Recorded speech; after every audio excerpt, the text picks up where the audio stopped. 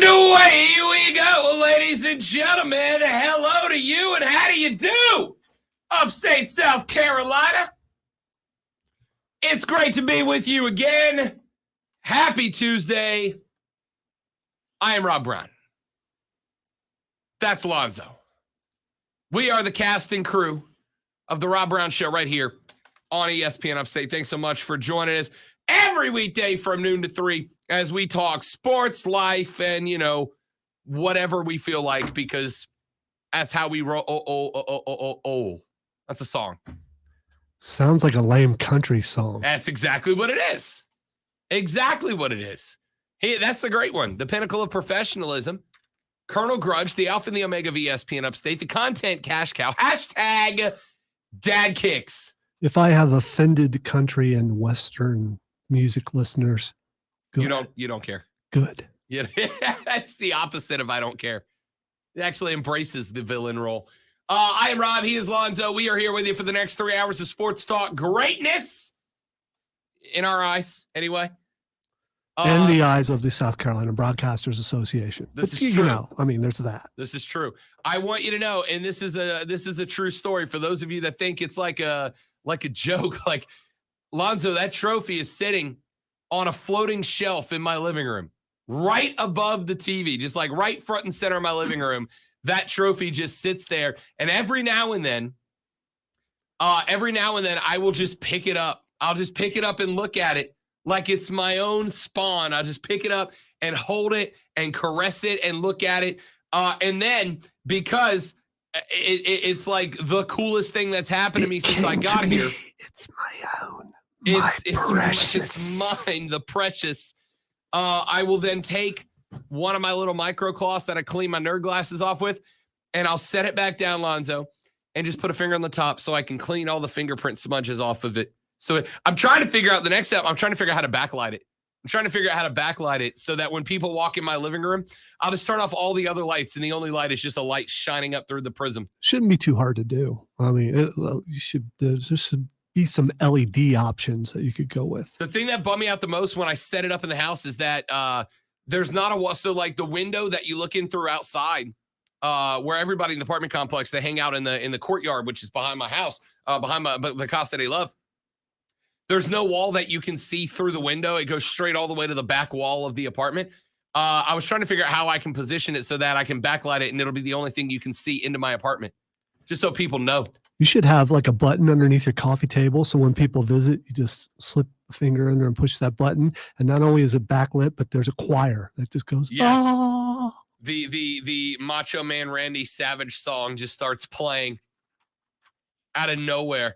All right. You know what? All those things are funny, but they're all doable. In my head, the plans are coming together. Yes. I'm absolutely A-teaming it right now. Scott in Greenville, Texas said, haven't been able to listen to the show in a few weeks due to work. Can't tell you how happy I am I get to listen today. Thanks, Scotty. Great to have you, buddy. Welcome back. Let's try not to suck today for Scott. The show's dedicated to Scott in Greenville.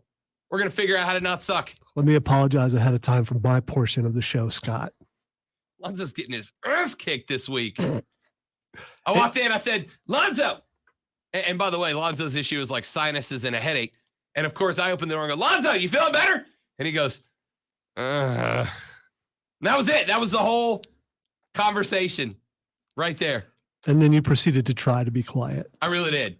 It's which, for the record, for everybody out there, takes an effort from me. Yes, it does. It absolutely does. My natural state is chaos.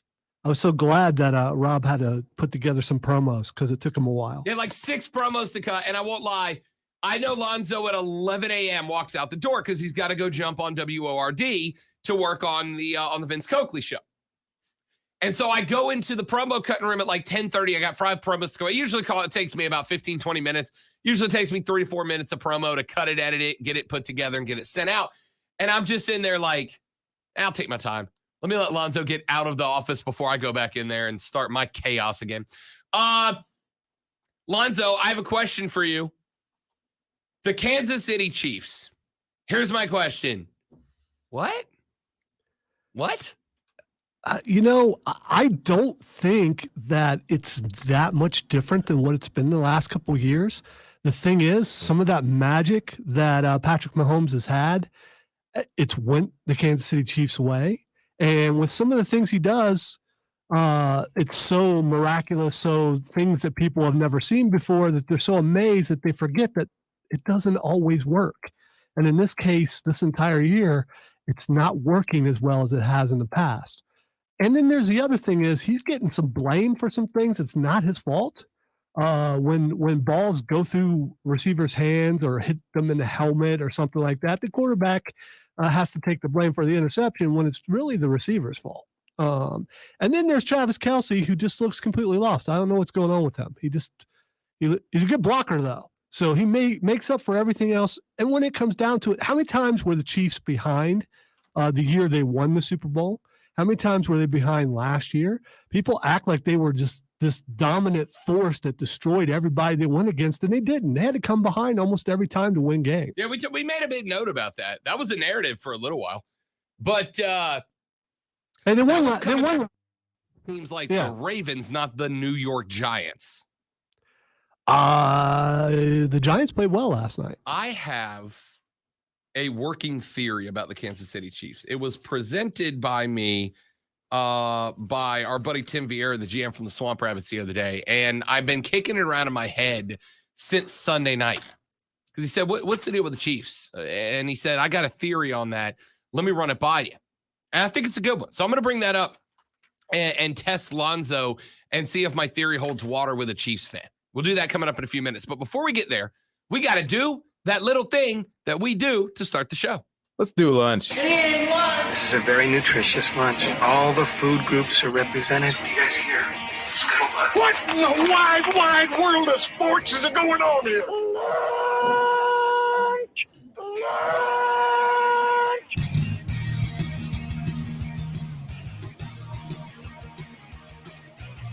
The lunch breakdown of 3 things you have to know before you go start talking sports with your friends, family, coworker, or the dog, whoever you spend your lunch break with. When you gather around the lunch table today, these will be the 3 things that you are going to talk about.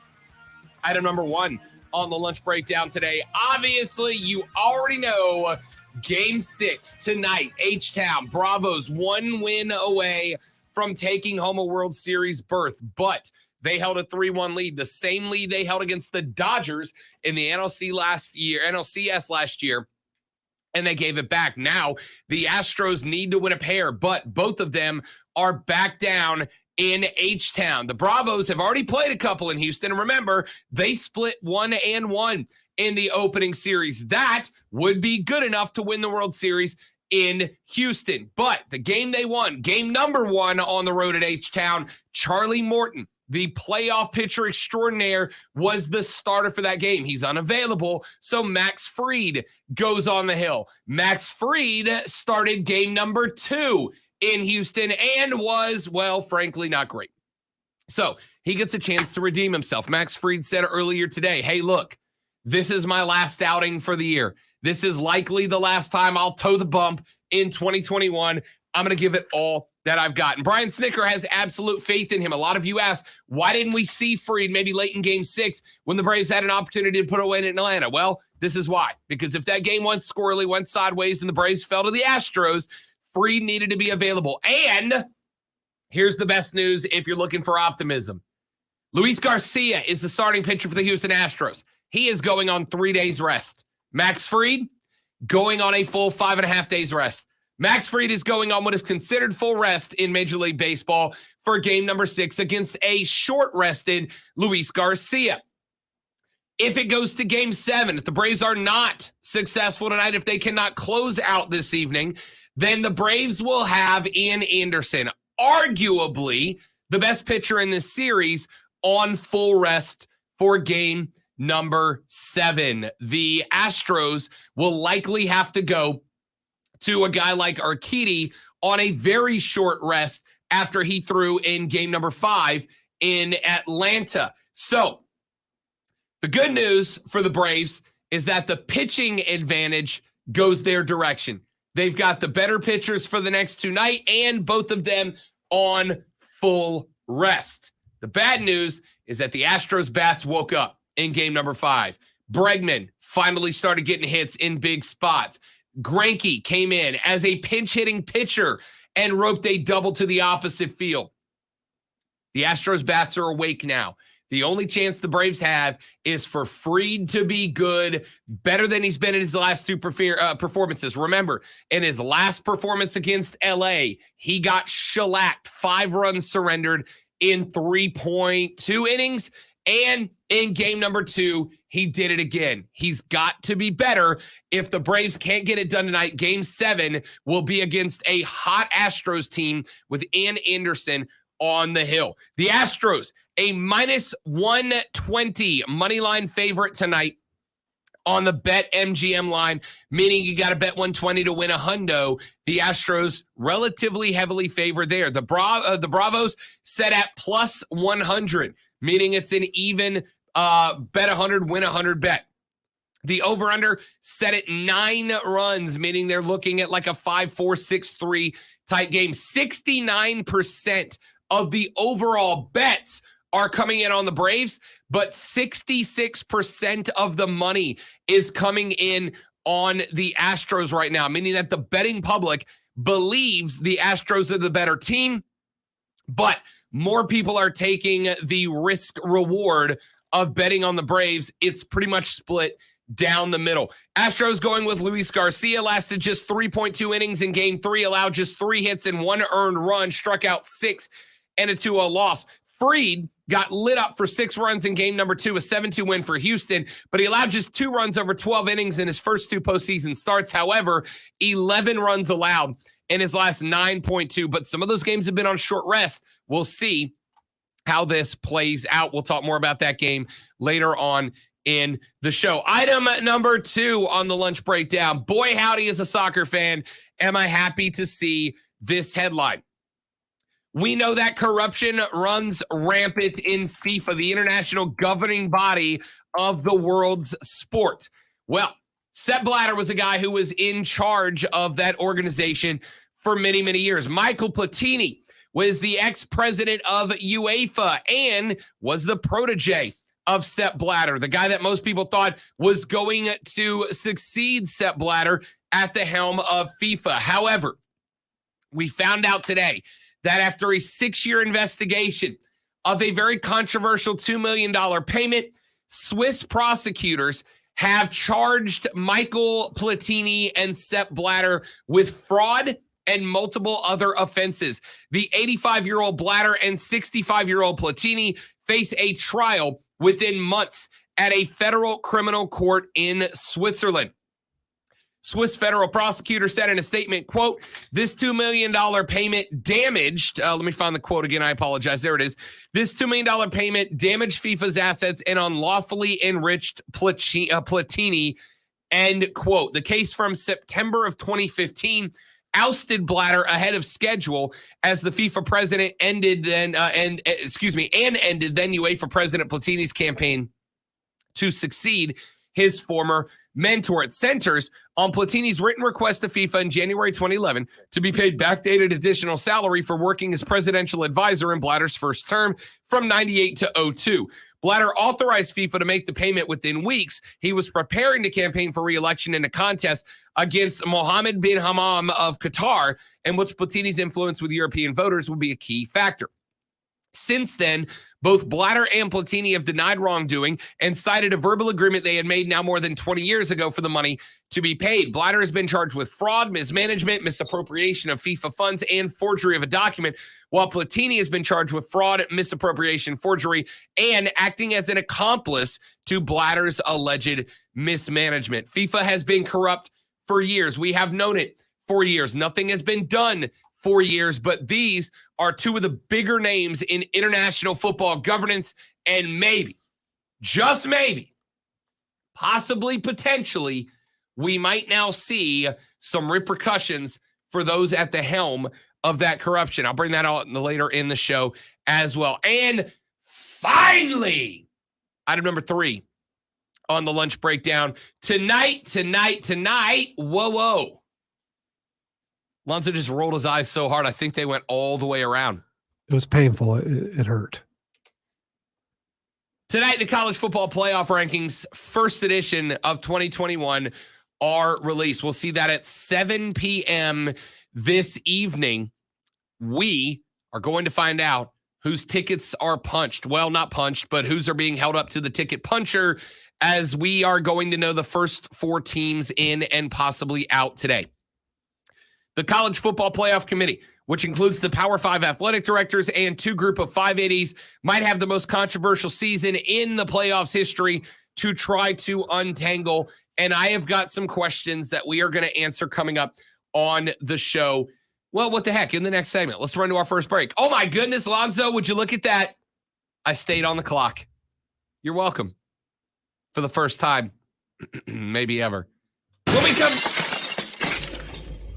Breaking news, Rob stayed on the clock. I accept that. When we come back here in just a minute, I've got a handful of questions about the college football playoff rankings that we will see this evening, and we'll try to answer those. We'll get Lonzo's input. Your phone calls are welcome. Phone lines are open at 864-477-3776, 844-GSP-ESPN. Text us on the Ingles Market text line at 71307, 71307. The Scott and Greenville Memorial Show rolls on. I am Rob Brown. He is Lonzo. This is ESPN Upstate.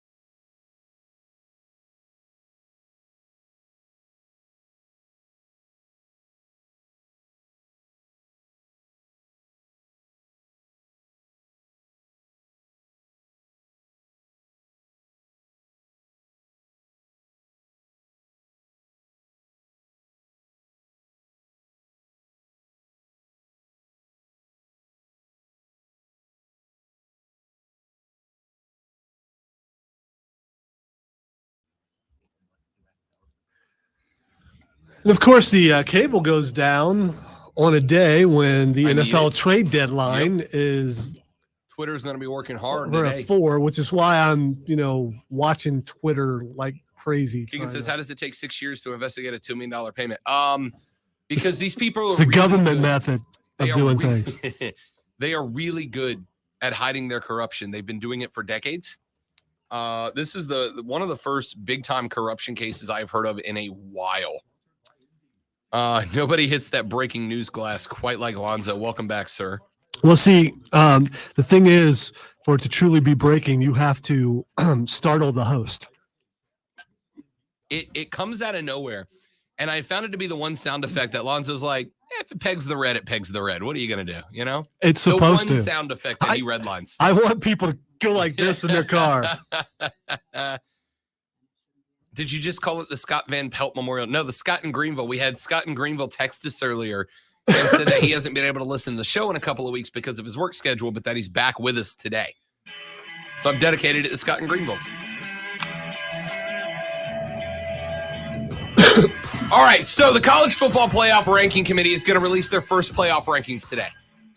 And it's going to be really interesting because this year, I mean, every year, Lonzo, I laugh because I've seen like 8 headlines today about this story. And they all say something along the lines of this year has been chaos in college football. It's like chaos in college football every year. It's one of the things we love, right? Like, don't we love the chaos in college Maybe football? it's just chaos to them because Alabama lost. So now it's chaos Yeah. because they're Alabama and Alabama lost, Clemson. Ohio State's lost. Clemson's not Yeah. even in the mix right now. There is a legit Power 5 school that they have to put into the mix this year, right? Do they? Yeah. Oh, yeah. They have to. Oh, yeah. So you think they're Because going of to be those- in there tonight? Cincinnati's in tonight. I don't know. Cincinnati's in the top 4 tonight. Who they beat other than Notre Dame? Our dollar bet about the Braves is still in. No, did we make that about the Dodgers series? Don't I? Oh, I owe you $1, don't I? Dude, I don't know. I don't remember. I can't remember if I made that bet about the NLCS or the World Series. But I put another dollar bet on the line. Cincinnati's in the top 4 tonight, Lonzo. Dollar bet on it? Sure, why not? Because that means it's We're double. both gonna- we're It's both gonna- double or nothing, I guess. I get. No, it's not. I'm again. If the Braves lose in 7 after 3-1 lead, I still won $1. Because you've been telling me to remain silver lining on it, and I've Yeah. told you I can't do it. I think you're taking advantage of me in my weekend state, and I appreciate. I do appreciate that. I don't remember if I made that bet about the. I think I owe you $1. I think I made it about the NLCS, so I'll win my $1 back tonight when Cincinnati's in the top 4. And that's one of the questions that I have to ask about the college football playoff is Cincinnati in the top 4 because of their win over Notre Dame. Remember, Notre Dame has made it back into the top 10 of the AP college football poll. They currently sit at number 8 at 7-1, and that 1 L came at the hands of the Cincinnati Bearcats, one of 6 undefeated teams left in the FBS. And while the Bearcats have been snubbed before, this is the first time that one of the FBS teams left undefeated at the time the rankings came out had a signature win over a top, not just top 25 FBS team, but a top 10 FBS team. Notre Dame working their way back into the top 10. Georgia is, for most people, seemingly a lock at number 1, right? Does anybody want to make the argument that UGA isn't number 1? I don't think so, right? UGA's number 1 tonight. So that means Cincinnati could be as high as the number 2 spot. The committee is going to be comparing the Bearcats against Alabama, Oklahoma, Michigan State, Ohio State, and Oregon. Oregon, of course, has the win over Ohio State, but also a bad Pac-12 loss. Ohio State has the L versus Oregon, who then went on to lose a bad Pac-12 contest, so it hurts them. Michigan State right now, we talked about Michigan State. I tried to warn y'all that Sparty was going to be a real good team this year. There's a reason Mel Tucker is being considered at LSU, at USC, and other spots. And Michigan State is 8-0 and undefeated in the Big Ten, right? And the Big Ten's not bad this year. Yeah, if you have a loss, you shouldn't be ranked ahead of a team that doesn't have a loss like that. Yeah, a lot of people upset about Alabama at 7-1 being ranked ahead of 9-0 Oklahoma out of the Big 12, 8-0 Michigan State out of the Big 10. You've also got Wake Forest at 8-0 in the ACC. Now, again, the ACC is not good at football this year, so there's some penalty points there, but it is what it is. So the Bearcats, who, by the way, were in a shootout with Navy, now find themselves on the block up against some good Power 5 teams, a couple with better records, with undefeated records, just as good a record, but against what a lot of people would consider better opponents. Michigan State ranks number 2 in ESPN's strength of record metric, which measures how difficult it would be for the average top 25 team to achieve the same record against the schedule. Oklahoma's number 3, Alabama is number 4, Cincinnati down at number 6, but they do have 2 Power 5 road wins. They won at Indiana, they won at Notre Dame, but the Hoosiers are 2-6, so not a lot of love for that win. However, Notre Dame is in a good spot as a one-loss football team with the only L coming to Cincinnati. Beyond Notre Dame, UCF is the only program the Bearcats have played that is over 500. One win came against FCS Murray State, 3-5. Their last 2 wins they did not dominate in, by the way, came against Navy and Tulane. You know what the combined record of Navy and Tulane is right now? 3-13. So the playoff committee tonight has to decide, does what Cincinnati has put down on film, including that one against Notre Dame, outweigh those things? Tulane playing its 3rd string quarterback in their game. The Bearcats were clinging to a 14-12 lead at halftime before they pulled away. But Cincinnati's win against Notre Dame is arguably better than Oklahoma's best win, which is against Texas. And they have a common opponent in Tulane. The Sooners weren't facing a 3rd string quarterback, though, back in their season opener. Remember, that game was supposed to be at Tulane, but due to the hurricane that hit Louisiana, they had to play that one at Oklahoma. The Bearcats right now, according to ESPN's FPI, have a 52% chance to finish 13-0, the best chance to win out of the 6 FBS teams that enter November undefeated. So, Lonzo, yes or no, is Cincinnati in the final playoff for tonight when the first rankings come out? I'm going to go with no. I just because of strength of opponent and because there are teams, as you were pointing out, with undefeated records who have played better opponents.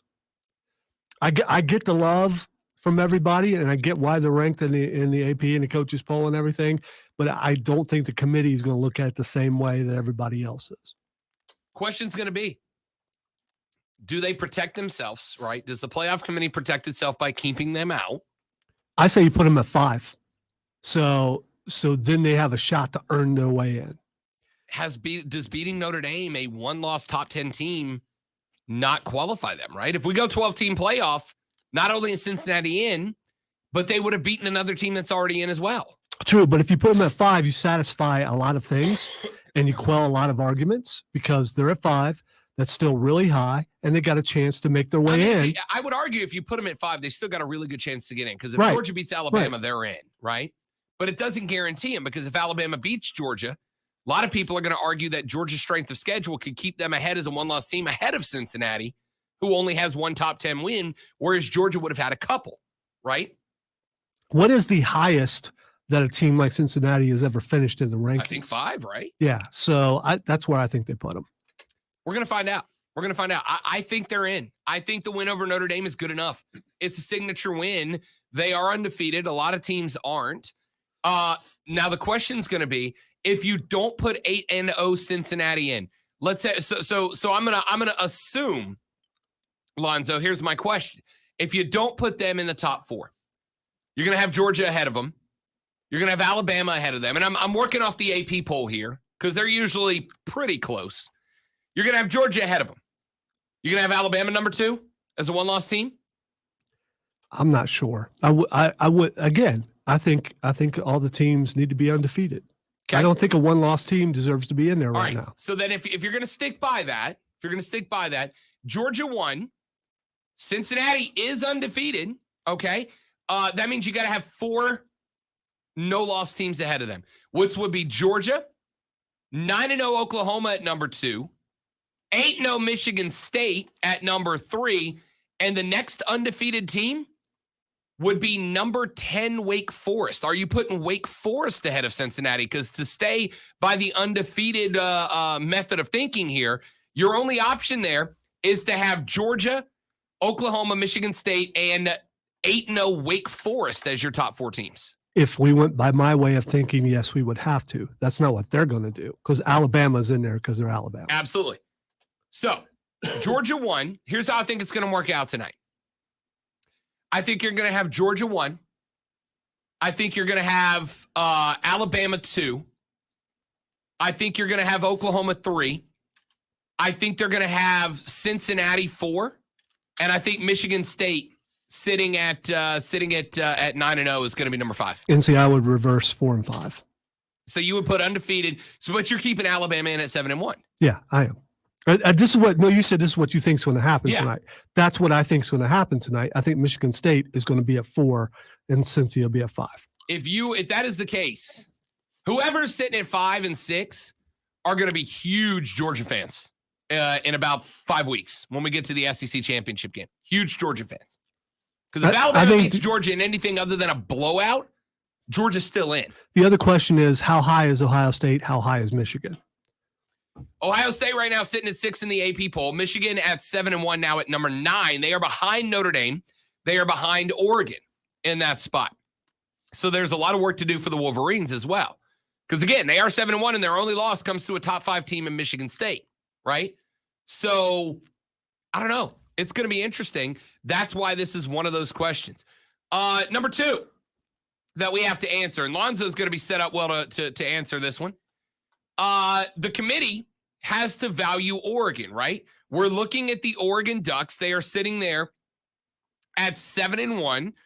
The Oregon Ducks are 4-1 in conference. Remember, their only loss came back in I'm trying to remember when they lost that game. It was Stanford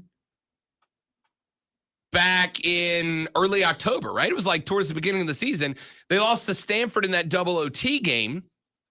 So what are you putting more weight on when we rank the Oregon Ducks tonight, Lonzo? Are you putting more weight on the double OT loss to Stanford on the road, or do you put more weight on the win against Ohio State in Columbus? I think I got to weight the Ohio State win more than the Stanford loss. Yeah, because I think the Stanford loss, that's kind of a rivalry between those two teams.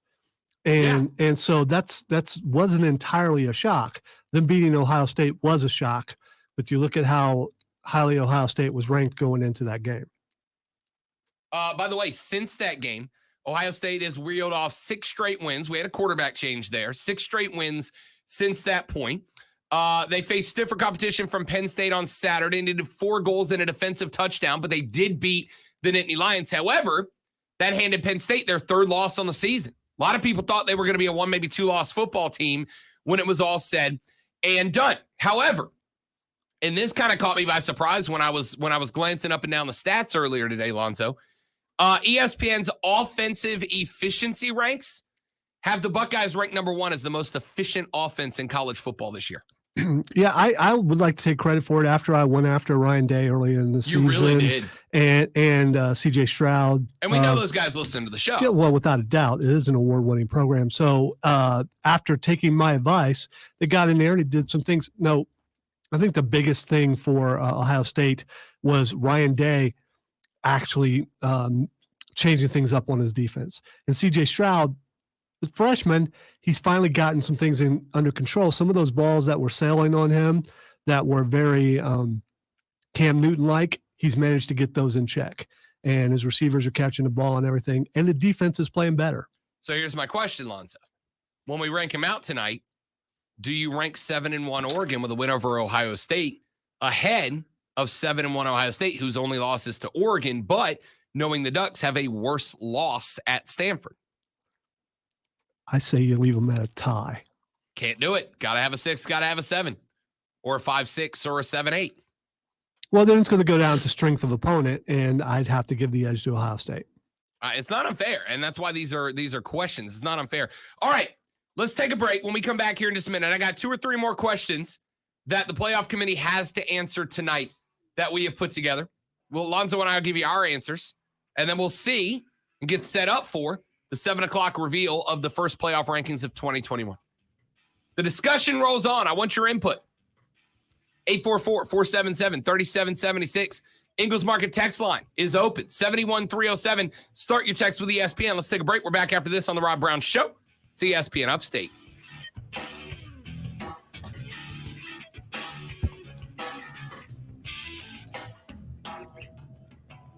So LeBron James tweets, OBJ will show again why he's special.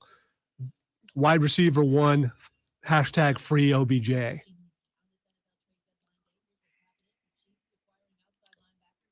So, again, they're putting all the blame on Baker Mayfield and not on There's OBJ. a lot of people taking shots at Baker right now, and I don't know if they're deserved, honestly. Keegan just put in, Rob, rumors say the Saints are looking for a wide receiver before the trade deadline. Who would you want to see, and is that person OBJ? I saw the reports earlier that the Saints were out hunting for a wide receiver. I don't know who that person is. Keep in mind, Michael Thomas is going to come back at some point, right? And I think he's eligible to return now. I think he was actually eligible to return like 2 weeks ago, and they're just slow in the process. But Beckham is, he's kind of a troubled on the field kind of guy. Remember Odell? Remember when he was going at it with Josh Norman, the fights that they were having? But still, OBJ was still he was just as much to blame with that is he trying that hard? I'm not sure he's trying that hard. So, it seems like a lot of sulking baby type stuff. Yeah, he definitely is a guy that if he's not going his way, he kind of shuts it down, right? And that absolutely does concern me. The other thing I got to keep an eye on, frankly, is what I'm saying is, do you want that guy on your team? And that's where I was going is the Saints already kind of have that guy because there's a lot of on the field happenings that say that Mike Thomas is kind of that guy too, right? Like Mike Thomas is a bit of a hothead. Mike Thomas is a really emotional guy. Can those two coexist if one starts getting the ball more than the other, right? Like, and on top of that, Odell's not a spring chicken anymore, right? No, he's not. Odell Beckham is 28. He's 28 years old, and he's going to be. And he's had some injury problems. He's also going to be the guy that wants the ball. Well, guess what? Mike Thomas is 28-year-old too. He knows he's probably got 3 or 4 more years left in him. Can you put those guys on opposite sides of the football and have them coexist? And remember, it's not Drew Brees throwing the ball, and it's not Jameis Winston throwing the ball anymore either. It's either going to be Taysom Hill, Trevor Siemian, or somebody who's out there, right? Is it Cam Newton? Is it somebody like that? I don't know. I really don't know. So I don't know. I thought I read something somewhere earlier that says New Orleans is not interested in Cam Newton.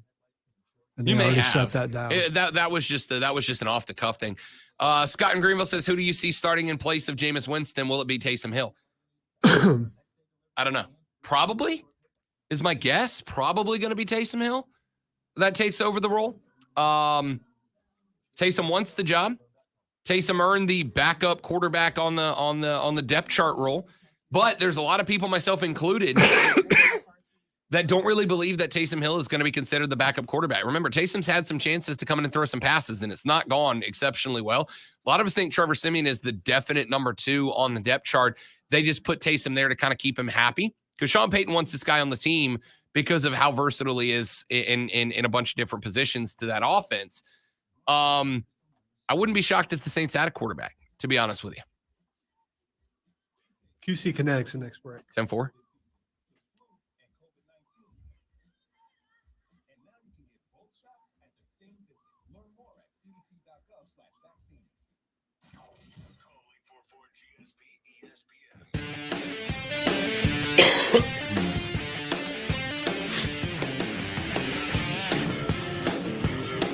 Next hour, we're going to be NFL trade deadline heavy. Remember, what is it? I think 2 o'clock? 4 o'clock is the deadline? What is it? My job to know this stuff? Come on, man. That's why I'm here. I got your back. Lonzo's in charge. I am the face of the organization. Lonzo's the brains. Anybody who listens knows that by now. Or evil mastermind. I mean, however you want to look at it. I mean, if you're the evil mastermind, it would still be considered the brains, right? You're right. You're absolutely correct. All right, so we've asked 2 questions so far. Number 1, does Cincinnati get in based on their win against Notre Dame? Is the win against Notre Dame good enough for a top 4 spot? Number 2, Oregon and Ohio State. Oregon got a heads-up win over Ohio State, but Ohio State has not lost since then. Oregon has, and their loss was a bad one on the road, double overtime L against the Cardinal of Stanford. So if those 2 are close to each other, how do you value Oregon's win over Ohio State? Here's another question for you. And this goes back to what Lonzo was saying at the beginning of the playoff conversation. Alabama has a loss. They're 7-1. Now it came against Texas A&M. Texas A&M is 6-2 on the season right now. Texas A&M has taken 2 losses so far this year. They had a loss against Mississippi State, who is unranked, where they fell 26-22. They also lost by 10 to an unranked and not great Arkansas football team. But Texas A&M is inside the top 15. They're currently sitting in the AP poll at number 13 at 6-2, and one of their wins came against Alabama. So Alabama's 1L is not equivalent to the 1L that Ohio State has taken. It's not equivalent to the 1L that Notre Dame has taken. Not equivalent to the 1L that Michigan has taken at 7-1. So knowing that the L Bama has is a worse L than Ohio State has, is a worse L than Oregon has, is the same L as Oregon has, is a worse L than Notre Dame has, is a worse L than Michigan has. Where do you put Alabama at 7-1? I mean, they've been really good outside, and again, that was a road L to a top 15 team. It's not the worst L that a team has ever taken and been in the playoffs. And Alabama's got some impressive performances outside of that, right? They smoked Miami to open the year. They squeaked by Florida. And that is one of those wins that I circle and go, is Alabama as good as a number 2 ranking or a number 3 ranking in the AP poll, number 2 in the playoff, maybe, makes them out to be? They blew out top 15 Mississippi. They lost to A&M. They turned around and blew out the same Mississippi State team that barely got by Texas A&M. They worked Tennessee. I got news for you. Whatever the spread is in Alabama LSU, hammer it. Hammer the spread. Alabama's going to – LSU can't even – LSU has lost so many players, Lonzo, to dropouts, injuries, and transfer. They haven't been able to practice this week because they don't have enough football players. I honestly think they may forfeit. Maybe Coach O finishes out the season on the field. As a player, yes. As a linebacker. Oh, we're going to run that 52 spread out there, the double left XYZ run out route, and go do Tigers. I was thinking of him more as a nose tackle, but, linebacker, I guess, would work. All these things are interesting, and it shouldn't matter, but it's Alabama. And the members of the committee will say that, we look at each team individually, but in the back of their mind, they got to be thinking, yeah, but it's Alabama. It is Alabama, right? It is Alabama. But on the flip side, it's not the Alabama that we've seen in past years. They've got that. How bad does that 2-point win against the Gators look right now? Right? Florida got mopped by Georgia. Same Florida team almost stole it away from Alabama. Texas A&M has lost not 1 but 2 games against unranked opponents, and they beat Alabama. If you're not a Bama fan, it's easy to look at this Bama team and go, this is not what Alabama normally is, right? This is not what they normally are. They got a couple of close games that are not great. So, how many undefeated teams does one less Alabama go ahead of, right?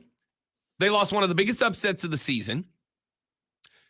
Since losing to the Aggies, however, Alabama's outscored its opponents 101-33. They rank in the top 5 in both offensive and defensive efficiency, another trait of past semifinalists.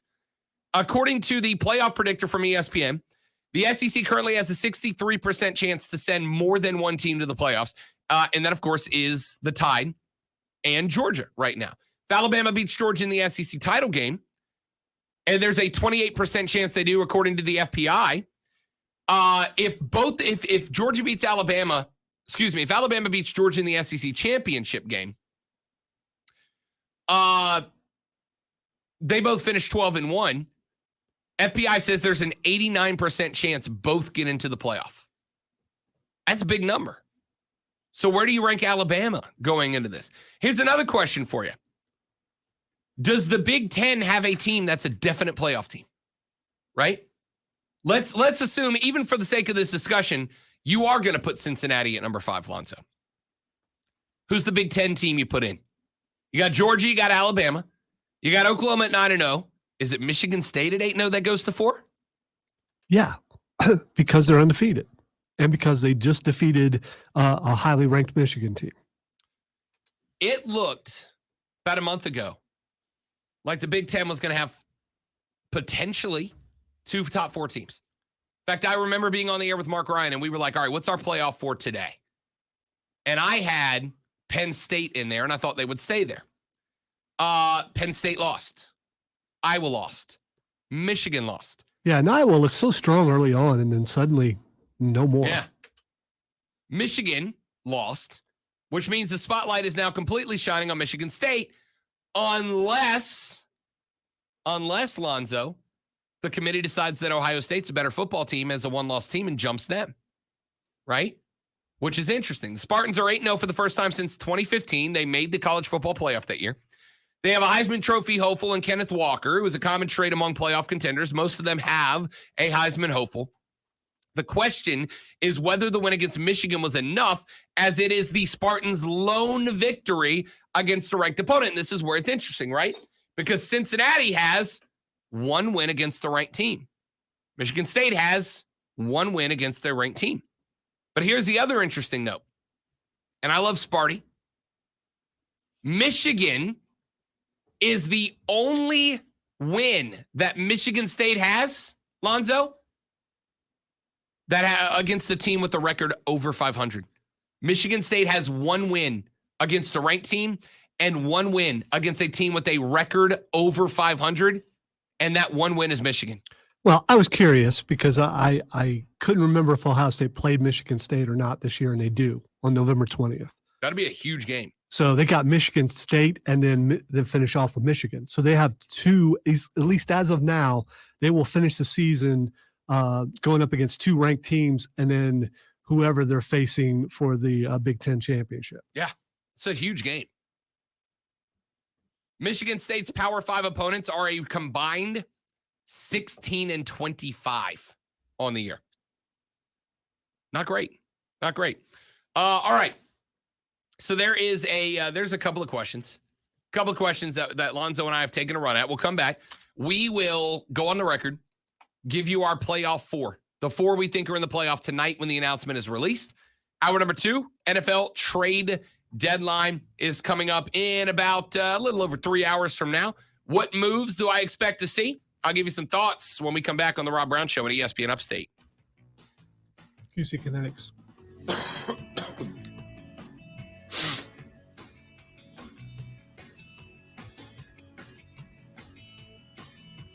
Our friends at QC Kinetics want you to be able to live your life without joint pain. It's going to happen to everybody, all right? Even the youngest, the most flexy, you are going to have joint pain because your body is evolved to only last a certain amount of time, and then it starts to wear and tear and break down. And you do a lot of things to keep it in shape as long as you can. But eventually, that joint tissue in your knees and your elbows and your hips and your lower back and your neck and your fingers and your toes and your ankles, it's going to wear down. It's got a shelf life on it. And if you are amongst the worst of that, you're eventually going to get told, hey, you need surgery. You got to have surgery. It's inevitable. Well, before you do that, call our friends at QC Kinetics at 864-448-3772. 864-448-3772. Mention the Rob Brown Show.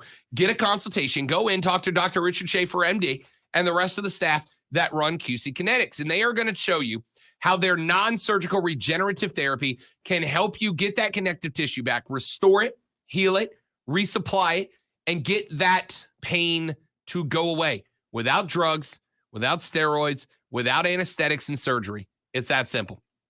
Go to QCkinetics.com, QCKINETIX.com, QCkinetics.com, and you can learn more about how the regenerative therapy works. You don't go under the knife. You don't go to sleep on the operating table. You go in, you get the therapy, you go right back to your day-to-day life in the same day. It's that simple. Call QC Kinetics, 864-448-3772. Mention the Rob Brown Show. Get that first consultation for free from our friends at QC Kinetics.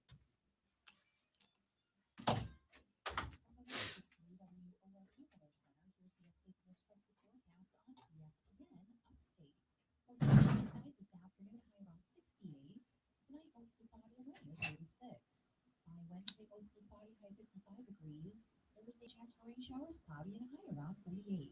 I'm meteorologist Jennifer Wojcicki on ESPN Upstate. Currently, it's 64. ESPN Upstate, your exclusive home for Major League Baseball. Play-by-play of the biggest games from Major League Baseball's best. Including the playoffs and the World Series. Live all week, all right? And you can kiss it goodbye. This is ESPN Upstate. Game on. In this market, you'll find Fisher Investments is different than other money managers. Fisher is different? How? Don't you just ride the wave? Nope. We actively manage client portfolios based on our forward-looking views of the market. In times like these, we understand that clients want proactive communication and guidance. You don't just provide cookie-cutter portfolios? No, we get to know our clients so we can tailor their portfolios to their specific goals and needs. So I made that walk today, hopefully for the last time. The bridge is done. Yeah. Today they have to put something called crush and run down. I don't know if you know what that Crush and run? Yeah, it's gray stuff that looks like sand, but it packs really hard. Okay. And then they're gonna put some rock down. So Like gravel? yeah, so I'll be able to drive across it. They were not done when I got home. I was going to say, did they finish it yesterday? Obviously not. No, they were close. Yeah. So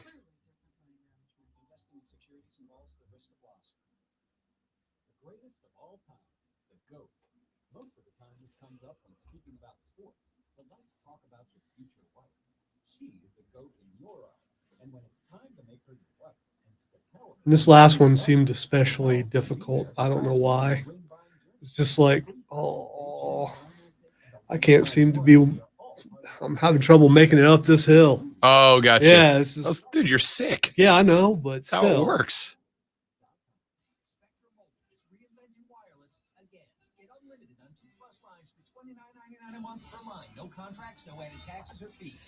So apparently we have someone coming to sit in with us tomorrow, who's a possible producer, someone who you had on this show before. Who's that? Owen Watterson. Really? I know. Yeah, that was a good dude. All these people want my job, man. Diddy wants my job. Everybody wants my job. Well, Everybody wants to work with Rob Brown. I get that. I mean, if you get the chance to play with Brady, you play with Brady. You know what I mean? I suppose. I don't know if I care for the analogy, but let's face it, if I was in the NFL, I probably would do that. Nah, it's your seat, pal. It's up to me. It's your seat. Well, I like those guys. I'll work with any of them, but hopefully I know where the bread gets buttered. hopefully this person will have ability and availability and can help fill in all those question marks. Yeah. Because I had to have a conversation with someone today who was unhappy with the fact that they will be doing more basketball games than they thought they would be doing.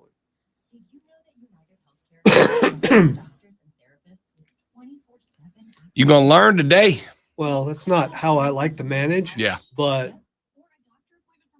I've been told I'm too nice sometimes. And when it comes down to me or them, I have earned my spot and should make it where others step up. So Yeah. We'll see. I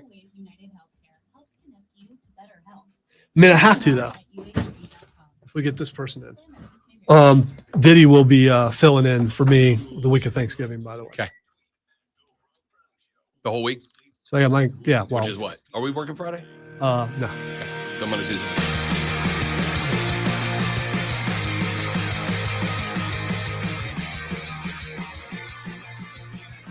All right, rocking and rolling on the Rob Brown Show. It's ESPN Upstate. I am Rob. He is Lonzo. You are you. 844-GSP ESPN. We've thrown a couple of questions y'all's way. What do you think?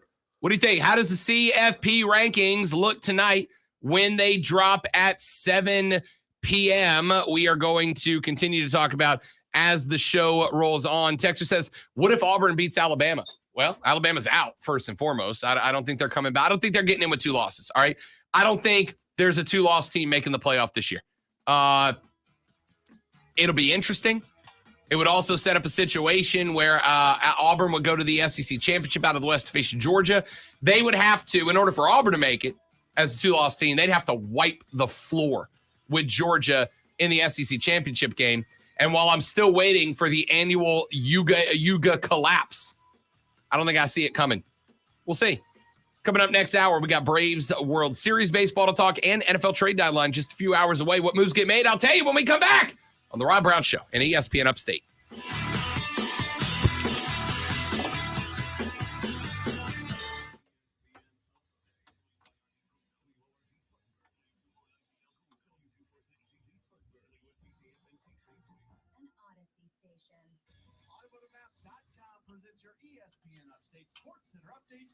Yeah, Matt World in first break. The Braves have an opportunity to clinch a World Series championship tonight. They lead the World Series against the Astros 3-2.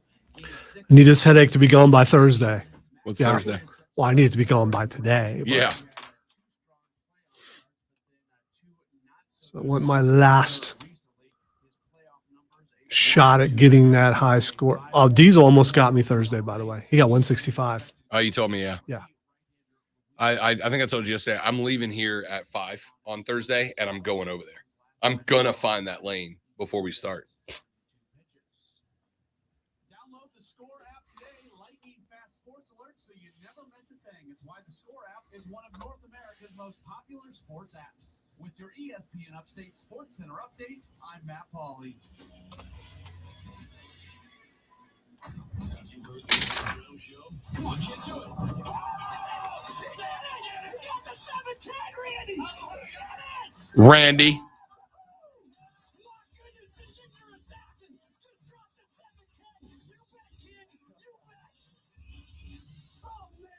I wanted to be the first one to say on the air, the Ginger Assassin. Now it's been taken from me, but I couldn't say it as well as he did. Oh, that was unreal. I would have loved anything as much as that announcer loved the Ginger Assassin. As Keegan just said, I need those guys narrating my life. I need just anytime I do anything, I need that guy to kick down the door. You know, I have heard the same emotion on esports before, which is, it's just. I had to tell you, I have been watching more esports. Like not on TV, like just YouTube clips. If I come across and somebody's like sick playing Call of Duty Warzone, I'm like, let me check it out. It just mainly ticks me off because I'm a very average gamer, like very average. Oh, at yeah, everything. yeah. And I watch these dudes do stuff, and I'm like, how do you get that level of precision with a mouse? I don't understand it. Well, a lot of these guys, that's all they do. Yeah. But I would think there's still some like just natural ability to it, right? Like you just are good at it. It's about Like, hand I know eye. Brady It's about, outworks yeah. everybody in the world, but like he doesn't, right? There are football players who put in more time, energy, and effort than Tom Brady and just aren't naturally gifted. That's true.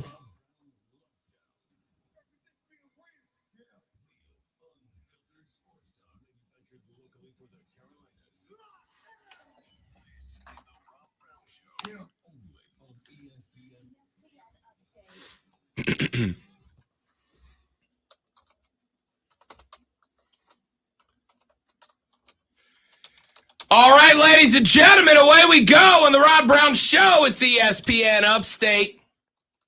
I am Rob Lonzo at the helm. Be a part of the show, 844 GSP ESPN 844-477-3776. Text us on the Ingles Market text line at 71307, 71307. Start your text with ESPN. We will read them and address them on the air. Hour numero uno. We started talking college football playoffs. I asked a couple of big questions that have to be answered tonight. They have to be answered by the playoff selection committee. I gave you some of those thoughts. I want yours as well. What do you think are going to be the top 4 teams when it's all said and done this evening? Who is in that has to drop on their way out if they do? I want your thoughts. 844-GSP, ESPN. Text us on the Ingles Market text line at 71307. Start your text with ESPN. We'll read them on the air. Now, time to talk baseball. World Series, game number 6 tonight. H-Town, Luis Garcia gets the nod from the Houston Astros on 3 days rest. Max Fried is going to be on the hill, toeing the rubber for the Atlanta Braves. And this is interesting because Garcia, the short rest guy, has been efficient against the Bravos and in the postseason. Max Fried, on the other hand, started the postseason white hot, but in his last 2 performances has been, well, frankly, average. In his last 2, giving up, 13 runs in a little over 9 innings pitched. I mean, it has not been a great NLCS/World Series for Max Fried, but he is going to be on full rest tonight. All right. He's going to be on full rest. He's gotten the full rest behind him. And now he ends up in a spot where the pressure's on. He has already said, look, I'm giving it everything I've got today. It's probably my last postseason pitching performance. I've got to throw everything I've got at the Astros tonight because this is it for me. This is it for me. It's my last chance. I got to get some redemption, and I am going to see, we are going to see if Max Fried can do that. Luis Garcia, on the other hand, we talked about him.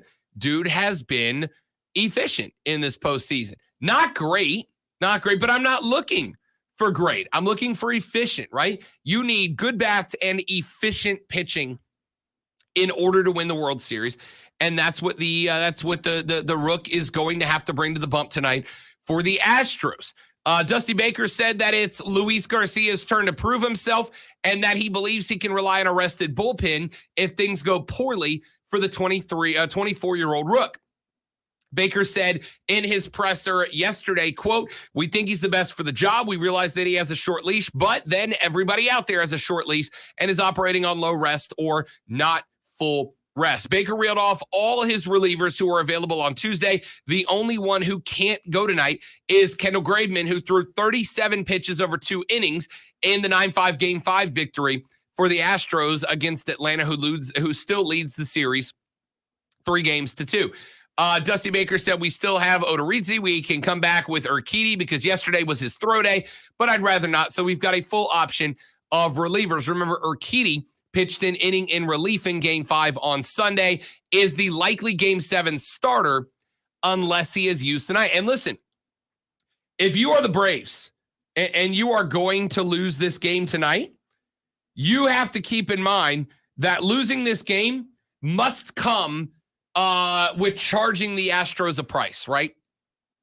The one thing you can't do if you were the Braves is allow the Astros to go up big early. If you were the Braves and you're going to lose this game, it needs to be a barn burner down to the bottom of the ninth. It needs to be a barn burner. You have got to create a situation where the Astros, in order to save the win and their season, have to run through the bullpen and have a lot of tired arms for you in Game 7. If you were the Braves, you would prefer, obviously, to just put the damn thing away tonight. But if you can't put it away tonight, then you would like to get through this using as few arms as possible, right? If you're going to go Matzik and Will Smith at 8 and 9, which is where they've been in their best form, you want it to be in a situation where you are running through Astros, where you got a big lead, where you feel comfortable going into 8 and 9, that by throwing Matzik, by throwing Will Smith in the bottom of the ninth, that you won't need them tomorrow because you're going to be too busy flying back and holding on to the commissioner's trophy. That's the goal. That's the goal. That's what you got to do. Jason Castro is not activated. Remember, he is the backup catcher for the Astros. He had a couple of good at-bats back in game. What was it, 2? I think he came in for Maldonado late in the game. But Castro is also a guy that usually comes in late in the game and works with the relief pitchers. He is unavailable, going through COVID protocols right now, is not likely to be activated for the final 2 games. He was ruled out before Game 4 and has not been able to get back in uniform since then.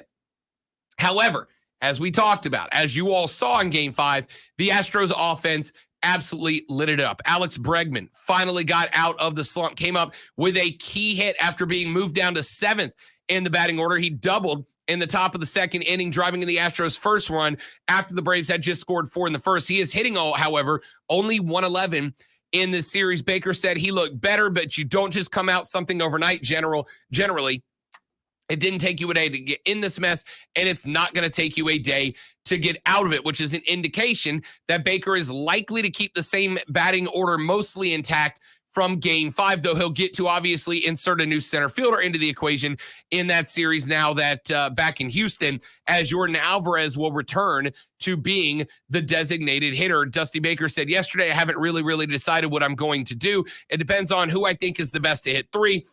The best that we need outfield coverage, what we need for energy, who's been kind of hot, who's been cold. Usually the thoughts come to me in the middle of the night.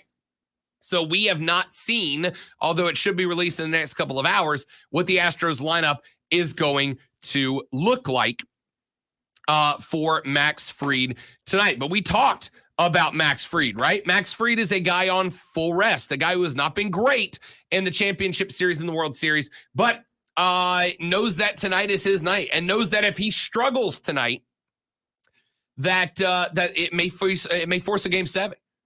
And despite a 3-1 lead, despite getting 2 or 3 at home for Atlanta, Game 7 is going to favor the Astros, even though the Braves have the better pitcher on the hill in Ian Anderson on a full 5 days rest. Max Fried has the credentials regular season of a guy that you expect to go big in the World Series. 14-7, a 3.04 ERA in 28 games during the regular season, including being the best pitcher in baseball after the All-Star break. 8-2 with an MLB low 1.74 after the All-Star break. But he's got to bounce back because he has been disappointing in his past 2 postseason games and is 0-2 in those games. 11 runs and 15 hits across 9 2/3 in those 2 starts, which is, really bad, relatively speaking, compared to the 1.74 ERA in the back half of the season after the break. Fried said, quote, anytime you go out there and you don't perform the way you want and you don't win, you want to go back out there and redeem yourself. I'm ready to go out there and leave it all on the field. This is the highest stakes start of Max Fried's career. And he knows, he feels the pressure. He knows what's going on. He said, quote, I think you kind of look forward to going into the World Series and contributing in any way. To be able to be here in this moment, I'm just extremely thankful and honestly ready to go. So Max Fried is absolutely feeling himself, right? He's absolutely got the confidence tonight, but you're going to be hard. I mean, that's what you say, right? That's what you say. Lonzo, I've never heard a pitcher in a World Series come out and go, hey, I'm kind of anxious. I'm a little nervous. I've really not been good, and I'm worried about. That's not what you say, right? No, it's not what you say. And that wouldn't be refreshing or anything if the guy come out and said that. The first thing you'd be thinking, oh, man, they need to put somebody else in other than him. He's lost it. Yeah. Of course he's going to say he's ready to go. Of course he's going to say he's ready. Of course he's going to say that he feels like he's in good shape. Well, if you're the Braves, how do you get past that last year's? It's got to be in the back of your mind. It absolutely has to be having that kind of a lead and losing it again. And I'm guessing a good portion of the team is the same that was there last year. And now you've got that in the back of your mind. You'd have to be anxious, wouldn't you? When you're at this point, you'd have to be a little bit anxious. Yeah. Like I read a tweet earlier this morning from a guy out of Atlanta, who said something along the lines of, you're hearing all the talk You're hearing all the talk about the concern over the 3-game lead, and that's a fan perspective, right? That's a fan. The team's not feeling that, dude. Of course, the team's gonna say they don't feel that, right? Could you imagine again if your starting pitcher came out and said, "Well, we're a team that's known for postseason collapses. We gave up a 3-1 lead against the good Dodger team last year. We're all thinking about it. We're all nervous about it. No, you're never going to say that. You're going to say, we don't think about last year. We don't think about what happened in the past. We're going to go out there and win today. It's a new season. It's a new day. It's a new postseason. It's a new series. It's a new team. You're going to say all that. But the true champion, the guys who really want it can get past that, can overcome that, and come out and get a victory tonight. Yeah. Again, ideal to say. And in a perfect world, of course, that's the mindset, right? In a perfect world, of course, the mindset is it's a new day. Yes, it is. Of course, that's the mindset. But these guys are human beings too, right? These guys are human beings. And if we are sitting here, and yes, our job is to stir it up a little bit and look at every angle of every narrative, of course, we're going to bring that up. But guys, if we bring it up, do you think they're not thinking about it? Right? Do you think they're not looking at it and going, we've been here? There are very few human beings who, when they say, I don't care about that, I'm not thinking about it, I believe. Like, I believe Kobe when Kobe would say, yeah, I'm not thinking about what happened in the same situation last year. All that matters is this year. Because he's known for that mentality. Michael Jordan, known for that mentality. But that's the list. Don't tell me Freddie Freeman's not thinking about being up 3-1 against the Dodgers last year with a ticket to the World Series, sitting in the machine to be punched, and then yanking defeat from the jaws of victory. Don't tell me the Braves weren't thinking in that locker room, all right, we got 3 to win 1. Oh, crap, we just got decimated. This team's hot, and we got to go to their house and win 1 of 2 now? When the Astros are known for being good at home. Don't tell me they're not nervous about it. Don't tell me they're not freaking out about it, right?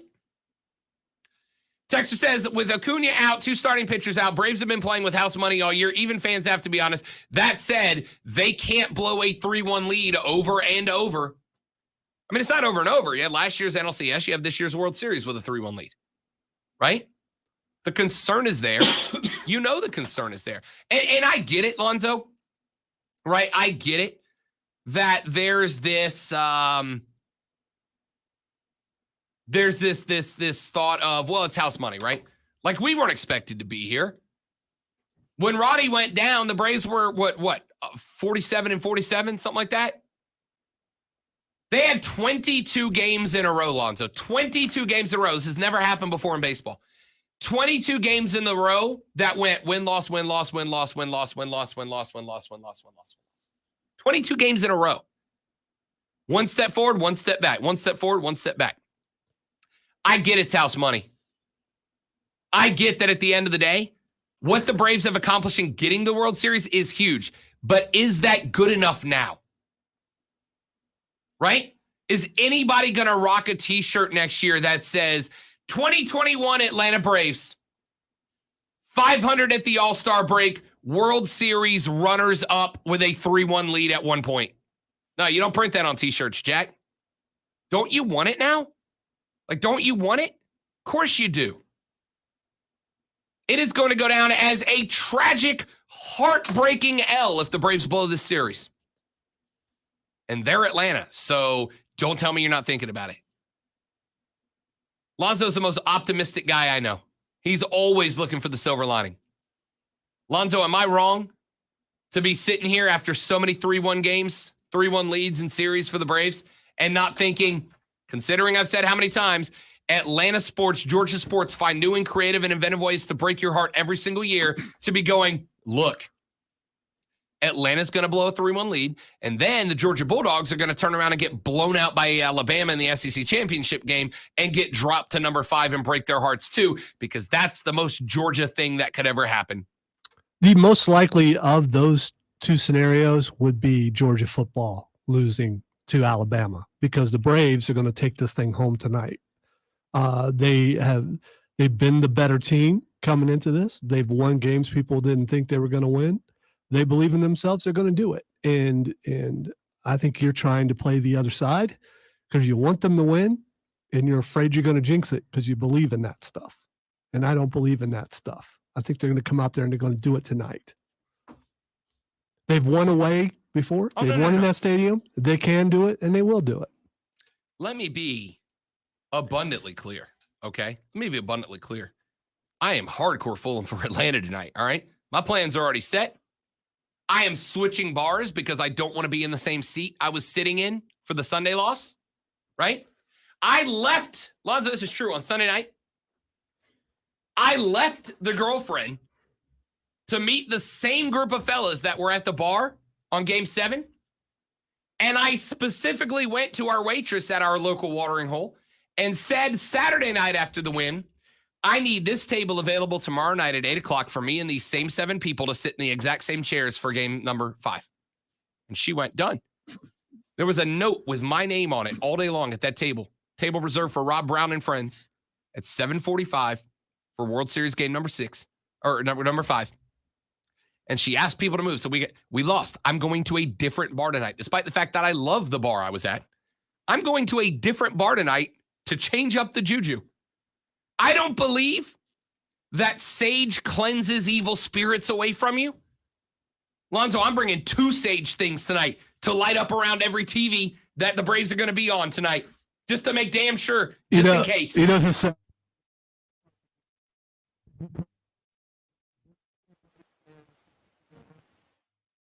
Tonight, all right? I want the Braves to win. I'm going to do dumb things tonight for the Braves to win. But you better believe there's that one little tick in the back of my head. In the back of my head. That's going, we've already lost this series. Destiny is written. I don't believe in destiny. But destiny is written. We lose the series. It sucks. I hate it. It makes me sick. Let's take a break. When we come back in just a minute, take a look at what we know the lineups are going to look like and make our predictions for game number 6 in Houston. Then Joe Giglio of BetQL is going to join us at 1:35. We'll talk some lines, picks, predictions, and matches for the weekend. We'll wrap up this hour with a little college football talk. Next hour, Jay Busby of Yahoo Sports, big fan of his stuff and longtime friend of my shows over the years. He's an Atlanta sports guy. He'll join us to talk some Braves baseball in the next hour. That's all up on the Rob Brown Show on ESPN Upstate. Mad World.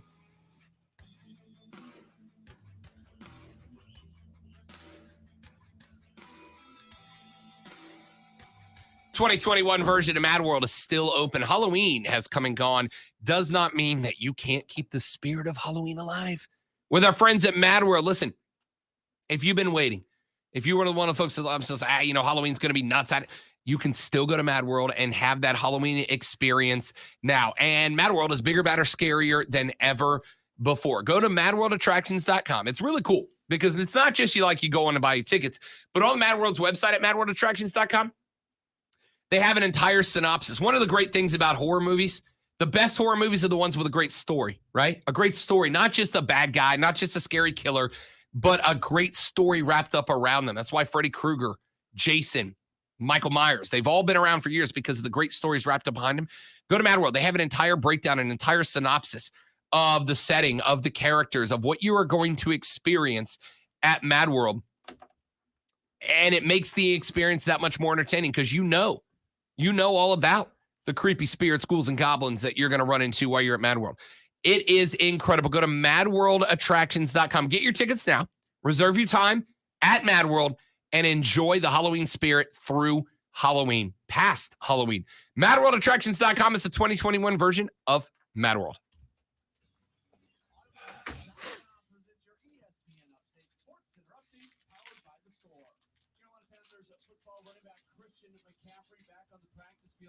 Head coach Matt Rule saying there is a definite possibility that he could play this weekend against the Patriots. Also I hate to do it, but we're gonna scrap Twitter today because Jay's only got 245 available. Just so you don't throw too much more work into it. After his performance in their win against Florida State this past Saturday, speaking of Clemson basketball and exhibition play knocks off Georgia at Southwestern State 77-51. They will match up against Presbyterian in the season opener next Tuesday. Download the Score app today. Lightning fast sports alerts so you never miss a thing. It's why the Score app is one of North America's most popular sports apps. With your ESPN Upstate Sports Center update, I'm Matt Pauley.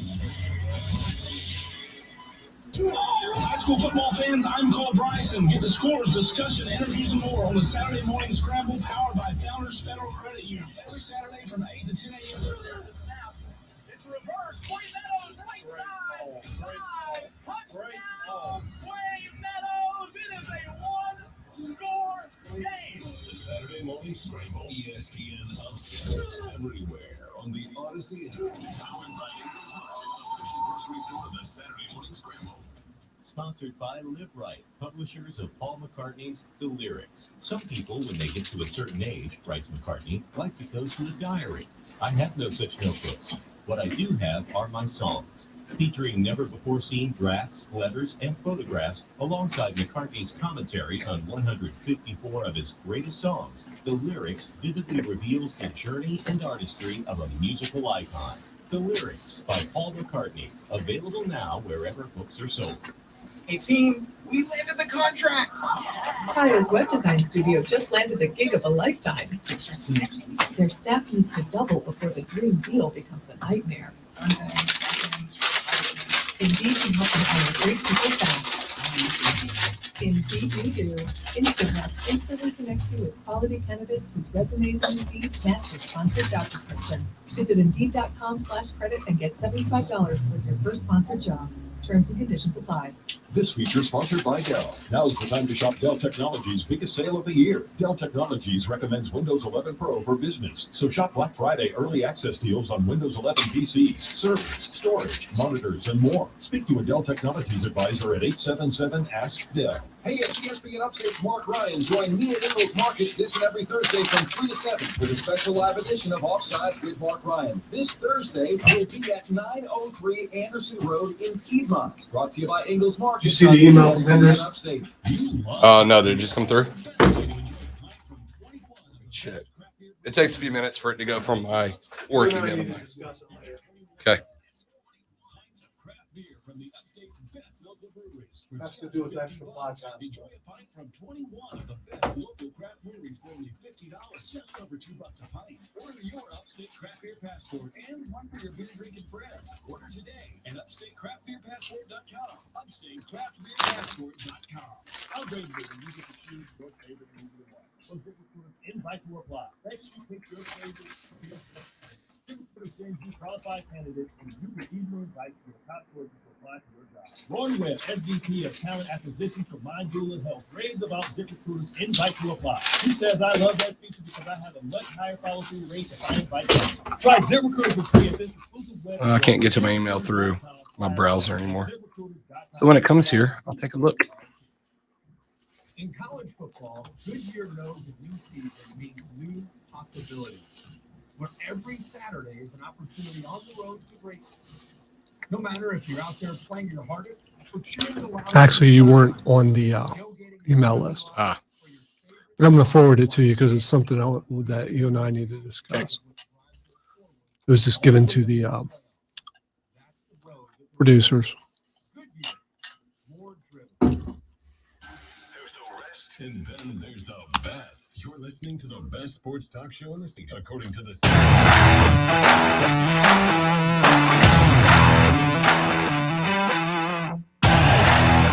All right. Jinxes, curses, superstitions in sports. Genuinely the only area in my life where I will like do that stuff because I don't believe in any of it, but just in case. Yeah, but I mean, this is you're the science guy, you know, and Bill. Yeah, there's a certain amount of faith that goes with believing in jinxes and curses and things like that. and it can't be scientifically It's- explained. So I'm a little shocked. so I my philosophy on life is if you can't prove it, you shouldn't believe it, right? You should believe things only that you can prove, only that you can show. If you don't have a good reason to believe in something, you shouldn't believe in it. The philosophy on sports, because I'm not superstitious in my day-to-day life, right? Like I don't have lucky socks. I don't have a lucky shirt. I don't have a rabbit's foot. I don't have a 4-leaf clover, right? I don't believe in luck, and I believe that you create your own luck, et cetera, et cetera. You don't do the the knock on wood, the salt over Don't knock shoulder. on wood. I'll walk no. under a ladder. Okay. I will break mirrors. Okay. I love black cats. All right. If I see a black cat, I'm gonna try to pet it. I don't believe in luck or superstition. Because statistically speaking, there's no truth to those things. I don't believe in ghosts. I don't believe in Bigfoot. All right. There's no evidence for it. I'm not saying they're not real. And I guess that's the philosophy is I'm not saying ghosts aren't real. I'm just saying I don't believe that they are. But There's a difference. you're saying all that stuff, but yet you're not going to go to the same bar and sit in the same place. Right. Because for the same reason. I don't know that those things, I don't definitely know that they're not real. I just know that today I don't have a good reason to believe that they are, right? There's a difference. You can believe that something, you can believe that something isn't real without saying that it definitely is not. I don't believe that curses and jinxes are real, but I don't know that definitely not, because I don't think you can know anything is definitely not real. I think there are reasons to believe that they are not. So when Without saying they're definitely not. When it comes to sports, curses, jinx, whatever you want to call it, what you're saying and what other people are saying is if you do something a certain way, you can cause your team to win or lose. And that puts a lot of responsibility on you as the individual fan. And why were you the chosen one? Right. Why are you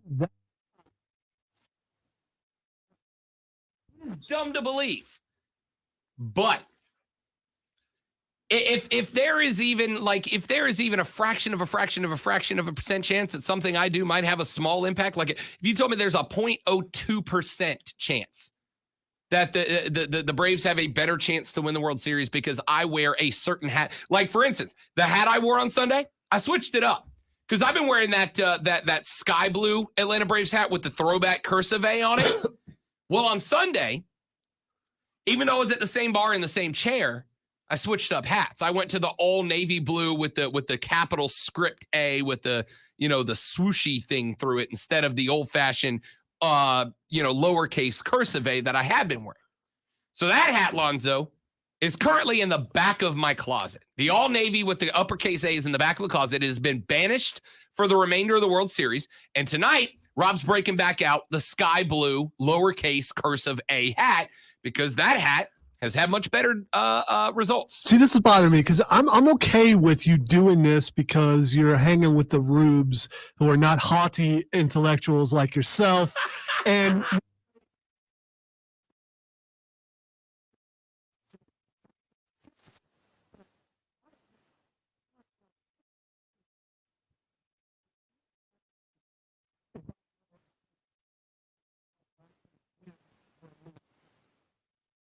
I also believe that. I agree with you on that. There is nothing that I can do tonight that will better or lower the Atlanta Braves' chance of winning the World Series. But just like I cannot definitively prove that ghosts do not exist, I don't believe that they do. I have no good evidence or reason to believe they do. I can't definitively prove ghosts aren't real. I do not believe in them. I do not believe that anything I do tonight has a chance, has an impact on the Braves' chances to win or lose this game. But I cannot definitively prove that nothing I do has an impact. I can't definitively say that there's not some sort of quantum vibration level that the cumulative belief and actions of all the Braves fans put together vibes against the cumulative efforts of all the Astros fans put together. And whatever fan base puts out more cumulative quantum vibrations in the universe, maybe one of those Atlanta balls goes the 3 inches further it needs to go to clear the fence in the 7th inning for a home run. So what you're saying is somewhere in your being, somewhere deep down inside your soul, you believe that there's a little bit of faith that actually works. No. Because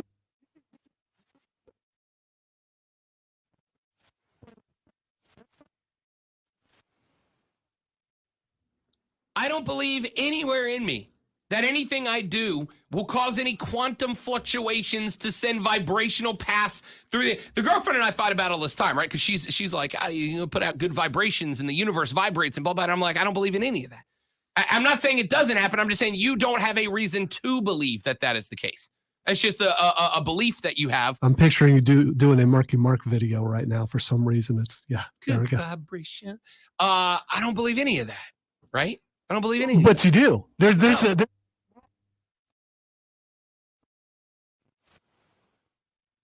I don't believe in ghosts, right? I don't think ghosts exist. I don't have any good reason. I'm not saying that they do not. I'm saying I don't believe that they do. There's a difference. That being said, Lonzo, if somebody says to me, do you want to go stay at a haunted house this weekend, this old, Civil War era bed and breakfast where the ghost of Civil War soldiers still haunt, I'm going to do it just in case. Maybe I am the guy who comes across some evidence that proves that ghosts are real and I can prove it. See, I've always taken you as the Stanley Uris of this building, and The what? the Stanley Uris. Stanley Uris was from the book It. Okay, Stanley, the scientific guy, the guy that just could not believe because there was no scientific proof. Right. He's also the guy who killed himself because he wouldn't go back to face it, because even though he tried to say that he believed it didn't exist, he had seen it with his own eyes. Eventually, But that's the thing, Yeah, right? but-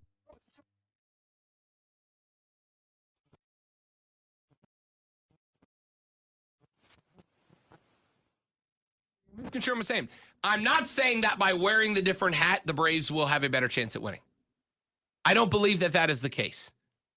I could be watching it in the particular hat. I could be watching it naked on my couch. I'm not saying I do have an impact.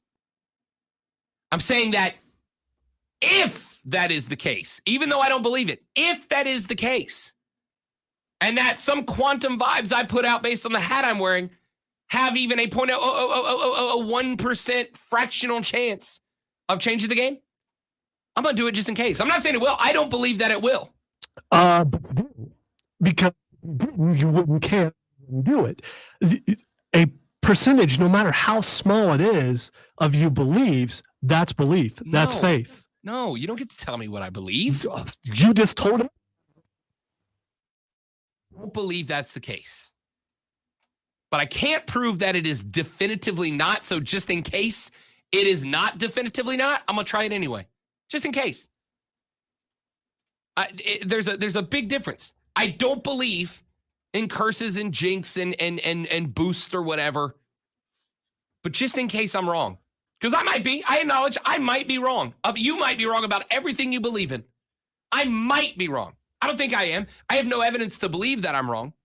But I still might be. And just in case I am, I'm going to play to it. Just in case. Just in case. That's all I'm saying. There's a difference. That's 1, 2, 2. That's a 2-banger on the same it. note. Is.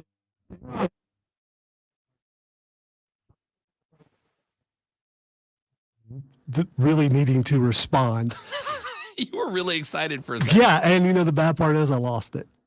By the way, all this comes up because a texter said, Rob, you jinxed the Braves repeating the Game 4 setup for Game 5 if you didn't do it for Game 3 as well, right? But no, he didn't, because jinxes don't exist. And no matter what little percentage that Rob believes, nothing.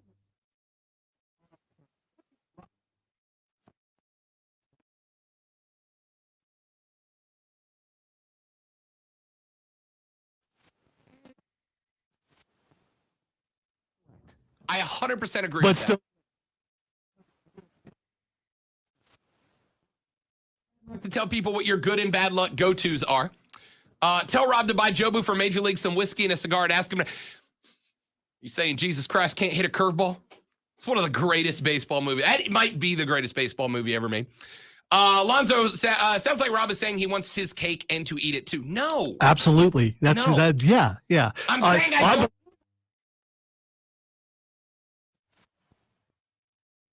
don't believe the cake is real. But if I walk into a room and there's a chance there's cake, I'm gonna do what I need to do in case the cake is there. What kind of cake would it be? Chocolate icing, sprinkles on top. The goat cake, all chocolate. Texture says, I don't believe I can help the Braves either, but I'm busting out the patriotic Braves 4th of July hat. If God truly shed his grace on this country, let him prove it tonight. Hey, I don't believe in any of it, but I'm going to do what I can do just in case. Joe Giglio, BetQL joins us next on The Rob Brown Show. This is ESPN Upstate.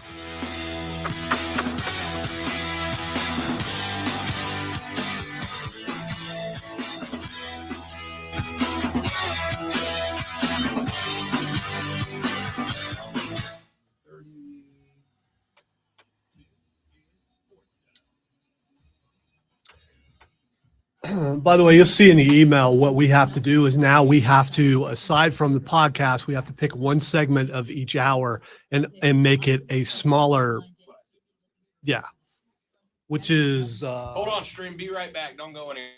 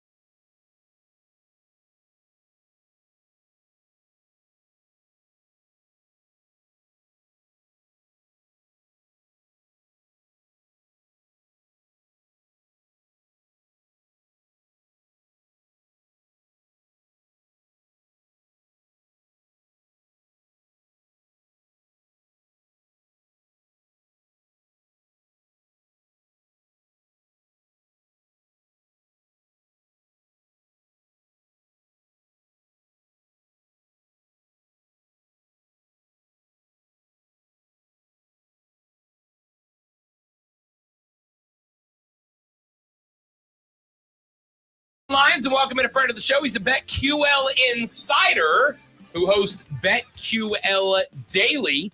He is Joe Giglio, who joins us here on the show. Joe, what's up, big fella? How we doing? I'm doing well, Rob. How about you? Living the dream, buddy. I am nervous, as we say in the South, as a long-haired cat in a room full of rocking chairs, because the Braves have a 3-1 lead, and I am just waiting for the inevitable heartbreak of collapse of an Astros World Series win. Yeah, I wouldn't be too worried, Rob. I like the Braves. I think they're going to find a way, whether it be tonight or tomorrow. Obviously, you don't want to go to a Game 7, but I like Atlanta to finish this series off. I just think their offense has been better in this series. Their bullpen has stood up, and I like the fact they have Ian Anderson ready if they need him for a Game 7. All right, let's talk about that. Let's talk about Game 6 and Game 7. The Braves tonight are plus 100 on the money line. The over-under set up. Last I checked, I want to say it was set at 9.5. It may be 8.5, but somewhere in that realm. Baseball is a game with a lot of moving parts, and a lot of those moving parts can be changed in game by managerial decisions. Dusty Baker and Brian Snitker are two guys that are known for getting really involved with player personnel movement during game. When you got a series with two guys like Snit and Baker who tend to make decisions that sometimes come out of left field, sometimes leave the fans scratching their head a little bit, how do you approach a game, especially when it's a potentially season-ending game like tonight, when you have two managers that are so involved in moving pieces around during the game itself? Does it change the way you look at a game? Yeah, a little bit. So I do think both of these guys have done a nice job this postseason, and I don't think either of them will kind of let the moment get to them or try to overmanage. They'll probably just do what they've done all series. I mean, really what stands out now in today's postseason is just how quickly each of these managers go to the bullpen tonight. You know, Max Fried did not pitch well in Game 2, though I thought a lot of the runs the Astros scored off of him were kind of bleeders and singles. It wasn't like he was getting bashed around. So in Game 2, Snitker stuck with him because he knew he needed his bullpen, to cover a lot of innings in 3, 4, 5, especially not having a starting pitcher in 5. So, does he do the same tonight with a 3-2 advantage? Or if Fried is struggling, does he get him out and try to win this game, not let this game get away? That's that side. And then tonight with Luis Garcia for the Astros, pitched relatively well in Game 3. But this is only 3 days rest. I mean, you have a starter on 3 days rest for 72 pitches on Friday night. What can he give the Astros tonight? Will Dusty lean on him even though he's probably tired at the end of a long season? Or will he give him, get him out of the game when he starts showing signs of fatigue? That could be as early as the third or fourth inning. So I think how quickly these managers go to the bullpen, that's really the story tonight. So we're looking at Max Fried going to the bump tonight. Fried was arguably and statistically the best pitcher in baseball from the All-Star break into the postseason. Started off the postseason hot as well, but his last two games, the last game against the Dodgers, the first game, Game 2 against the Astros, both of them went sour for Max Fried really quickly and kind of went against the last 28 games that he pitched. When you got a guy toeing the rubber that's on a bit of a downer like Max Fried is right now, is there a spot where you circle and go, I expect him to get it together because of these scenarios, because of the situation, et cetera, et cetera? How do you gauge what the performance of a guy like Max Fried might be when you're looking at a line at 9.5? We're an Astros team that's been averaging 6.5 every game in the postseason. Yeah, the matchup, and it's a bad matchup for Max Fried. Now, he's a really good pitcher, and he might find his way out of this. And who knows? Maybe because my read on the game isn't over tonight. I think runs are being scored. This matchup, we saw Fried in Game 2, went to an over. I think it's an over tonight. But the matchup's just not a good one for Max Fried. I mean, it's years long, this trend. The Astros bash left-handed pitching. So for as good as Max Fried is, and he's been really good, like you said, the whole second half of the season, it's just a bad matchup for him. You put him against almost any other lineup in baseball, and he's going to look good. This lineup, in a way, it's his kryptonite. So I'm not expecting Fried to have a shutout tonight or pitch 7 or 8 innings. If he can go 5 into the 6th and keep the run damage for the Astros at around 2 or 3, I think he did an excellent job offense considering. I think the Braves will win the game if he does that. So it's just a matchup thing, and I'm not expecting big things because the matchup's a tough one for him. We're talking to Joe Giglio, BetQL insider and host of BetQL Daily. That being said, so we got 2 games left of this baseball season at most, maybe just tonight if the Braves can win. What is your approach to these games, knowing that Max Fried's not been great? It's a tough matchup. On the flip side, Luis Garcia from the Astros, not as much rest, working on 3 days rest, although it's been light spot work here and there. How are you approaching these last 2 games? Yeah, I'm going to take the Braves tonight to finish it. That's the way I'm going to approach it. As I'm going to take the Braves tonight. I think they're going to win the World Series here, and it's a matter of do they get it tonight or tomorrow. So I'll double down tomorrow if I don't get it tonight. I like the over tonight. We'll see where tomorrow goes and how the pitching is set up. The other thing that's interesting is to look. There's still some value on MVPs. If you think someone's about to have a big game, I don't think anyone's clinched this. This MVP of this World Series, Soler is the favorite right now, but he's going to have to do something big tonight or tomorrow. The one thing to keep an eye on, if the Astros come back, and you think they're coming back, I think Altuve is the play. He's the only guy to hit a home run in the series for the Astros. He hit 2. He gets a good matchup against the lefty tonight. If the Astros are coming back, I think it's Altuve that'll win the MVP. We're talking to Joe Giglio of BetQL.com. Over to the National Football League, Joe. We watched the Kansas City Chiefs just barely escape a not-so-great New York Giants team. This has been a topsy-turvy season for the National Football League. Who do you like right now for potential long-term money-making? Well, I mean, if we're looking at just the NFC versus AFC and who the teams are that you can kind of find some value in, before yesterday, I would say the best value in the NFC is probably on the Rams. Now, the numbers moved a little bit because they just traded for Von Miller, but I think the Rams are really good. I think they're going to find a way to come back and win that division over the Arizona Cardinals, who we know beat them. The only loss the Rams have this season is to Arizona, but Matt Stafford's playing at an MVP level, and it's almost like we got excited about the Rams before the season, and then we lost it a little bit. When the season started. So that became a little problem, but I do really like the Rams tonight. We've got the Rams on Thursday. Wait, Joe's got you got quite the chaos going on back there. Are you okay, buddy? Yeah, we're good. Joe Giglio from BetQL joining us here on the Rob Brown Show and ESPN Upstate. You can find all their stuff at BetQL.com and across the Odyssey Podcasting Network. Joe, give me some thoughts for this weekend, man. Some games you really like. Yeah, I love Denver in Dallas against the Cowboys. I think the value is there on the Denver Broncos, +10. It's an overreaction. Dallas with Cooper Rush, and the Broncos barely can move the football against Washington. Big overreaction. That number is way too big. And the Eagles and the Chargers line really interest them. And I think, naturally you think that, man, the Chargers are going to be more than 2.5 3-point favorites over the Eagles, but they're not. And the matchup, in a lot of ways, point to the Eagles in this game. The Eagles are really figuring out how to run the football. Big week last week, and the Chargers worse in the NFL against rush. If the Eagles run the ball, I think they have a chance to win this game. Is that Denver's line because of the trade of Von Miller? Like, is that what triggered that line to be that big? I think it is, and there's probably a perception that Dak is coming back, though I don't know if he is. I mean, I think Dallas, they really bought some time in that division and with that win. I mean, seriously, Rob, Dak Prescott could sit out 3 more weeks, and the Cowboys are still going to win that division. I don't see any upside to rushing him back unless he's 100%. So I think I would jump on Denver now +10. If we find out Dak's not going to play, I know people like Cooper Rush now, but that line will probably drop to, 5, 4? So I think there's certainly value right now to taking the Broncos. Joe Giglio, BetQL Insider, host of BetQL Daily. You can find him on Twitter, by the way, at Joe Giglio, JoeGiglio Sports on Twitter. And, of course, you can find BetQL Daily on the Odyssey Network. Joe, great to talk to you, big dog. Great stuff. Appreciate it. And hopefully next week we'll be talking about a World Series victory and some money made off of it, big fella. Thank you, Rob. Have a good one. You as well. That's Joe Giglio from BetQL. Follow him on Twitter at Joe Giglio Sports. Quick break back after this. Breaking news out of Las Vegas, which we'll tell you about when we return on the Rob Brown Show on ESPN Upstate.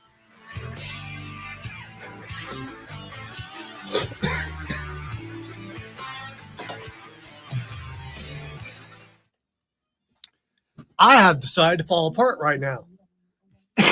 You've decided to fall apart? I think it was time. You've been playing hurt for a week, pal. No, what has happened is the air came on. Okay. And I just now realize what it is because the air came on because it's starting to cool down in here. And the effects of climb have caused my sinuses to react in a diverse ways.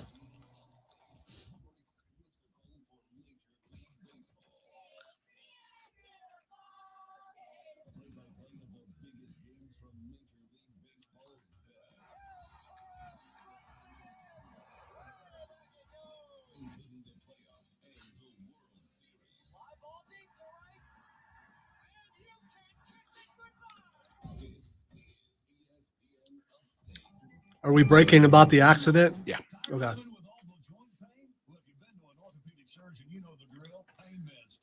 I'm muting.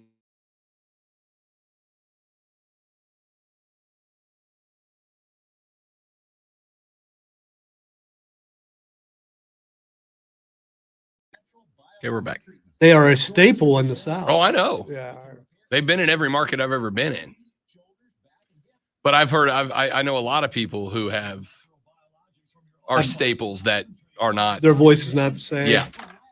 I don't know. I haven't met him. We should ask Jay sometime because Jay used to work with them.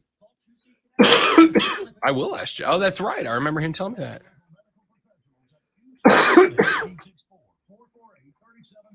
Because he has mentioned some things about the personalities. Never even thought that that voice may not be real. I think it's real.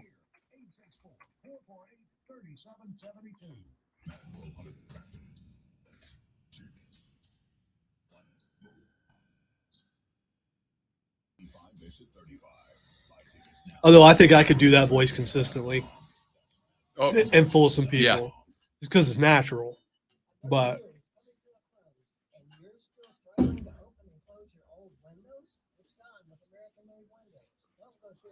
Tim actually brought his guitar.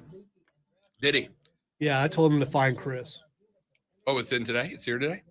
We can play with it afterwards. Well, the problem is I don't want to mess too much around while Charlie's going on because I don't want to interfere with that program. Yeah, fair. But we're going to have to do it while some show's on.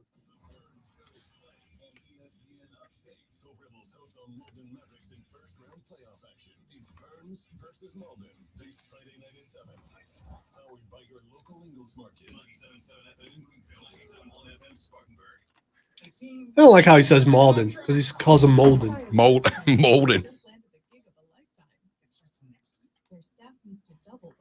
If I were from Molden, I might be offended, but I'm not. So Molden. Indeed, you do.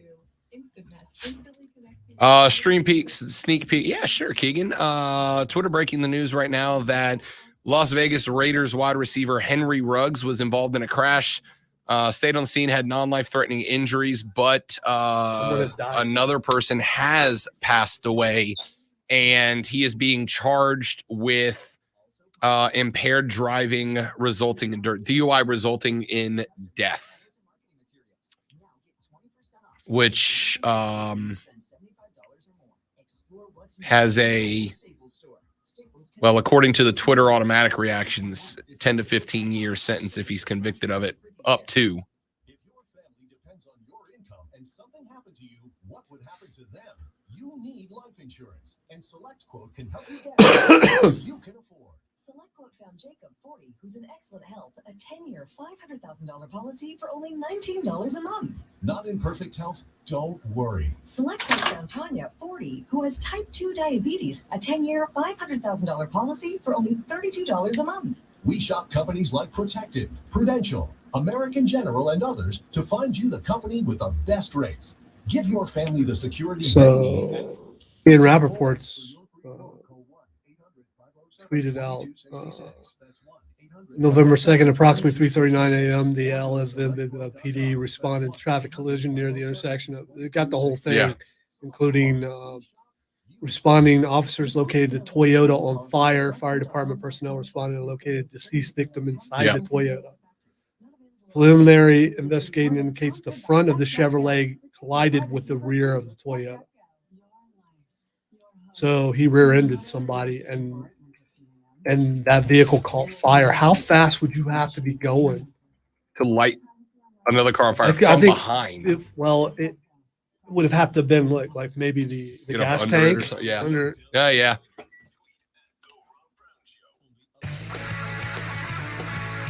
All right, very sad story coming out of Las Vegas. Little breaking news here, brought to you by BetQL. Get better, beat the books with BetQL. We have learned that Las Vegas wide receiver Henry Ruggs has been involved in a car accident that resulted in the death of a person inside of the other vehicle. TMZ is reporting that Ruggs was in the wreck around 3:40 this morning. A fatality was involved, and he has been charged with DUI resulting in a death, a Class B felony in Nevada with a jail term, if convicted, of between 2 and 20 years. Just a horrifying story. We'll tell you more details when we come back on the Rob Brown Show on ESPN Upstate.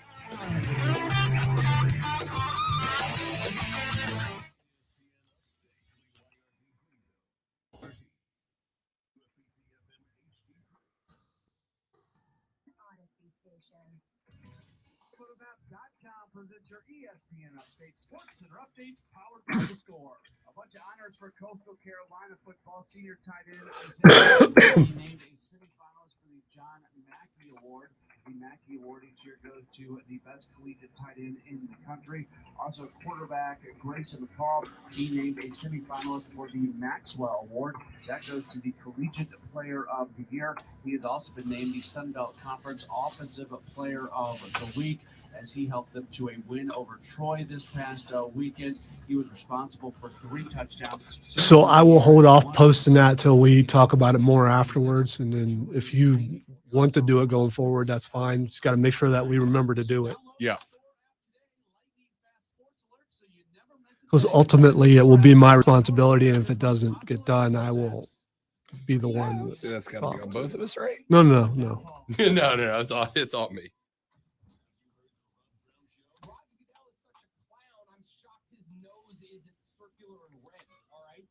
My entire career have interviewed many people that I don't like or disagree with, but I'm respectful and I'm courteous and I'll have the conversation with. If we ever get the opportunity to interview Roger Goodell, Interview Roger Goodell.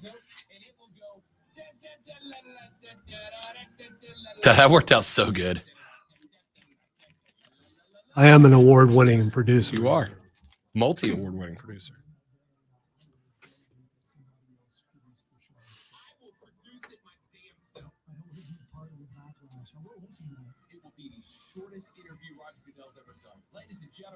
Oh, I got to get us some faces and heels situations for today.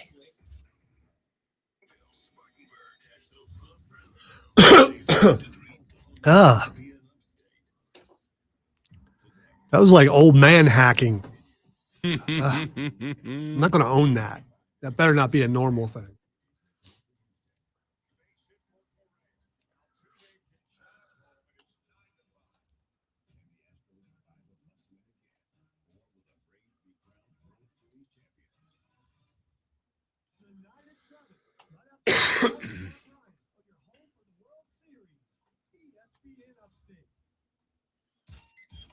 Home for the daggone World Series.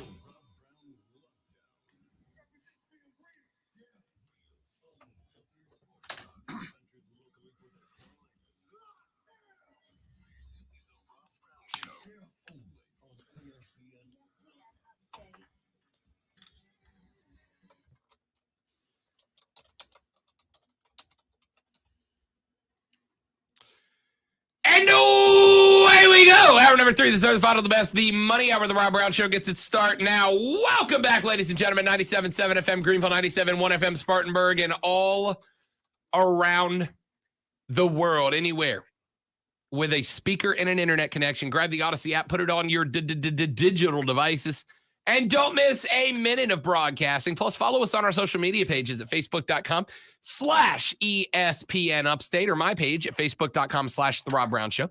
You can follow us on Twitter at ESPN Upstate, twitter.com/ESPN Upstate. Follow me at The Rob Brown Show, at The Rob Brown Show. Follow Lonzo at Lonzo on Word. Lonzo on Word. And, of course, on the text line, 713, that's not a social media page, but you get what I'm saying. Basically, I ran out of social media things, and I had to switch to something else. 71307, start your text with ESPN. We can read it on the air, 71307. Never question yourself. You're an award-winning talk show host. Yeah, just go with the it. key is just pretend you didn't do anything wrong. Right. You know? And don't point fingers at it so people go, oh, I didn't notice, but yeah, why did he do that? Absolutely. It's just easier that way. So we started just a minute ago telling you about the breaking news out of the National Football League. Wide receiver for the LV Raiders, Henry Ruggs, involved in a fatality this morning around 3:40 this AM. Ruggs was driving, impacted in his Chevrolet, it looks like he was driving a Corvette, impacted the rear of a Toyota. When first responders arrived on scene, the Toyota was on fire. Firefighters quickly arrived on scene. When they did, they found a deceased individual inside of the Toyota. Henry Ruggs has been charged with DWI with death involved in Las Vegas, in Nevada, according to the quick round of research that I did just a minute ago. DUI with death in Nevada is a Class B felony. It is the second highest ranking crime that you can commit in the state of Nevada. It comes with a jail sentence of minimum 2 years, maximum of 20 years, and a fine that begins at $2,000 but can escalate exponentially depending on the circumstances. According to Tom Pelissero, the 3:39, the Las Vegas MPD responded to a traffic collision involving a Chevy Corvette and a Toyota RAV4. Responding officers located the Toyota on fire. Fire department personnel responded and located a deceased victim inside the Toyota. The preliminary investigation indicates the front of the Chevy collided with the rear of the Toyota. The driver of the Chevrolet, identified as 22-year-old Henry Ruggs III, remained on scene and showed signs of impairment. He was transported to the UMC hospital to be treated for non-life-threatening injuries. Ruggs will be charged with DUI resulting in death in an ongoing investigation. So, frankly, Lonzo, I don't know that there is a lot more to say about it. It's a terrible, terrible, tragic, horrible situation. I know that it's kind of run as a joke. Though it's 100%, and that's why I wrap up my show with please don't drink and drive message, because this can happen to anybody. And it can happen to a guy like Henry Ruggs, but more importantly, being the victim can happen to anybody.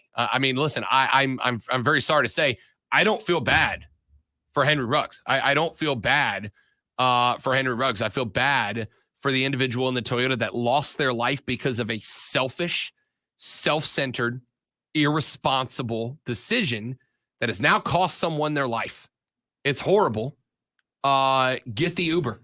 I promise you, a $60 Uber ride is not as bad.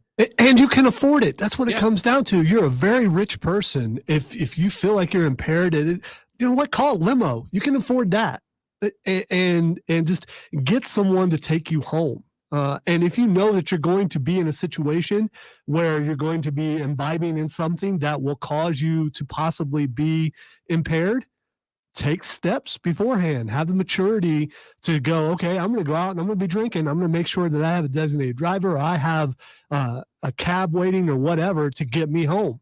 I think too many times people with money believe that they have the power and they're above things, and they just don't think that stuff through. And this is what happens, unfortunately, when they don't think it through. Yeah, it's we have now just watched multiple lives be completely ruined in a completely avoidable instant, right? I mean, you're a multimillionaire, Henry Ruggs. Call an Uber, bro. I'll tell you right now, dear NFL fan, dear NFL players, NBA players, MLB players listening in the area, I will take $500 a night to drive to you, pick you up, and bring you back to your house. All right, it's not that hard. You're a multimillionaire. Hire a car. Have one guy whose only job is to show up to the club and not drink and drive you home. It's not that tough. His career's done. And here's the thing. To be abundantly clear, I don't care. I don't care. People make mistakes, all right? People make mistakes, but this is just one of those mistakes that's so damn easy to avoid. This is one of those mistakes that's so damn easy to avoid. It's so damn easy to not do this.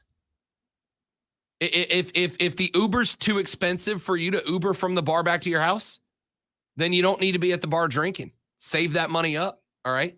And listen, I'm a bar hopper. All right. I'm a bar hopper. We went back when the lady friend and I were up in New England, Lonzo, we went and looked over the course of like 6 days traveling New England. We spent like $680 on Ubers, and it was worth every penny because we went out, we took in the sights and the sounds and the beverages of New England, and we weren't about to drive anywhere. I go to downtown Greenville. I either walk from my house or I catch it's not that hard. Henry Ruggs, I don't care that his career's over. That's on him. That's a decision he made, a selfish, self-centered decision that will have consequences that will impact him for the rest of his life. His NFL career is done. But more importantly, somebody lost their life today. A mother, father, brother, sister, uncle, aunt, nephew, niece, friend, husband, wife, fiance, who knows? We don't know the victim. We know that somewhere right now is a family grieving the loss of a loved one because Henry Ruggs made a stupid, selfish decision. I ask you every show when we sign off, don't drink and drive. Get a cab, get an Uber, have a DD, walk, do whatever you got to do. Just don't do it. It's not worth it. It's not worth it. You might drive home 150 times drunk and never have a problem. All it takes is one. This guy's 22 years old. His career's over. I promise you he's going to lose most of his wealth to the family of the victim that he killed this morning. Right? It's a stupid, selfish decision. Don't make it. Don't make it. Get an Uber, get a cab, get a Lyft, walk, or just don't go. I'm a big fan of being in bars. I'll be in another one tonight. But I will Uber to that bar and I will Uber back. Just in case. That's not to say I go get drunk every time I'm in a bar. 95% of the times I'm in a bar, I have 3-4 drinks and I'm done. I'm cool, man. But just in case, right? I feel awful for the family of whoever this person is. I feel awful for the person, for the family. I feel awful for the person. I feel awful for the family of this person who now have to live there without their loved one. This person lost their life. Look, regardless of whatever you think happens in the afterlife, all right? Regardless of whatever you think happens in the afterlife, we know we get one short time to spin around the sun. We get one in the cosmic time scale is a fraction of a blink of an eye. The lucky among us might get to go around the sun 100 times. If we're lucky, 100 times. If you're lucky. Most of us, 75, 80 times around the sun. I don't know how old this person was. I know if they were driving a Toyota at 3:40 in the morning, they were probably working, right? There's probably somebody trying to put themselves through their career, and now they've lost everything. And that family's lost a loved person because he, Henry Ruggs, was selfish and irresponsible. I have had family members get DUIs, and I will tell them to their face, you are selfish, you're irresponsible, you're self-centered, and it's unacceptable for anybody. It doubles. It doubles when you get to that point. How many plays would Henry Ruggs have to play to pay for an Uber?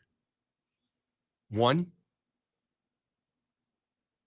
And that would pay for 100 Ubers. It just sucks. All right, let's do this. I don't want to hang on this too much longer. When we come back, we're going to take, actually in the next segment, we're going to play faces and heels because I need to have a little fun in my life. So when we come back, I'm going to give you 2 or 3 scenarios in real life people's real life situations. And we're going to determine, are they the face or are they the heel? Are they the good guy? They the bad guy. Some socially ambiguous situations. And Lonzo, we're going to see if we can decide who's the good guy and who's the bad guy. That's coming up next on The Rob Brown Show on ESPN Upstate.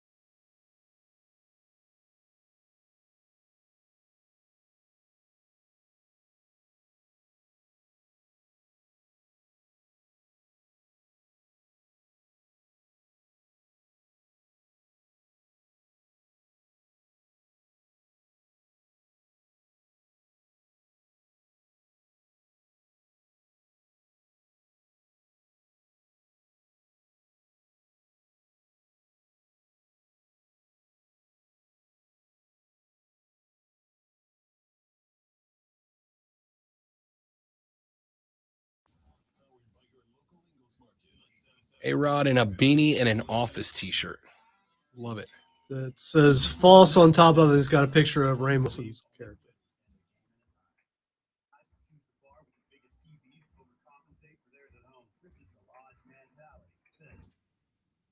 It's the most wonderful time of the year. When the weather is cold and holiday parties are coming soon. Turn your annual holiday party up a notch and host it at Twin Peaks. An unforgettable experience that might be tough to remember. Twin Peaks. Eat drinks, scenic views. At Fisher Investments, our clients know we have their backs. Your clients know that because Fisher Investments is a fiduciary to hire. We're there for our clients and always put their interests. You do it because you have to? No, we do it because it's Xbox Game Pass for PC is added Minecraft. What do you do? I don't get it. It's blocky stuff. Weird. Minecraft? Yes.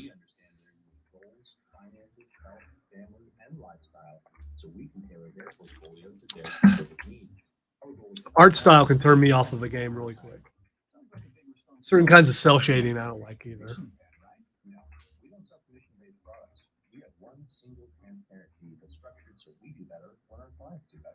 I'm seeing pictures of Homer Simpson and Goofy hanging out at a bar.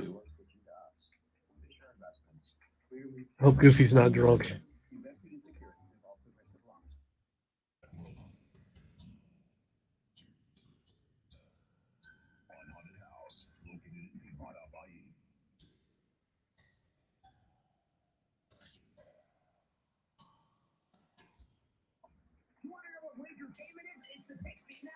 Information mixed with the laughter and the entertainment, smart sports betting content that'll put a smile on your face. The BetQL Network, streaming live each day and helping you bet smarter.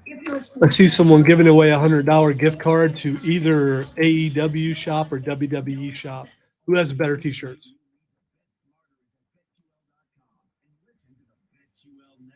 I don't know if I could pick.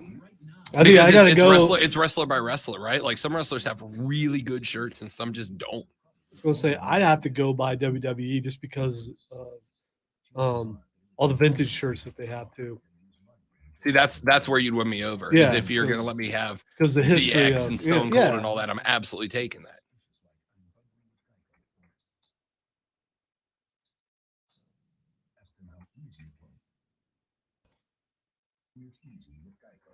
Or the wonderful shirt that I have at home, the Cup of Hades shirt. I mean, you know, that's a classic. Which one? The Cup of Hades. Cup of Hades. It's got a big cup on the front of it. I didn't purchase it, but my wife purchased it for me. So, I mean, you know. Dude, that was a great shirt. I really wish that dude would get his head screwed on straight because he could have been one of the greatest mouths. He was very entertaining on the mic. He needed work in the I ring. agree, but like, I know he wants to wrestle, but tell me you couldn't pair Enzo with. Hey, hell, you could have paired him with Cass, and they could have just made him a valet, and it would have been one of the greatest acts in recent memory. But I know he wanted to fight.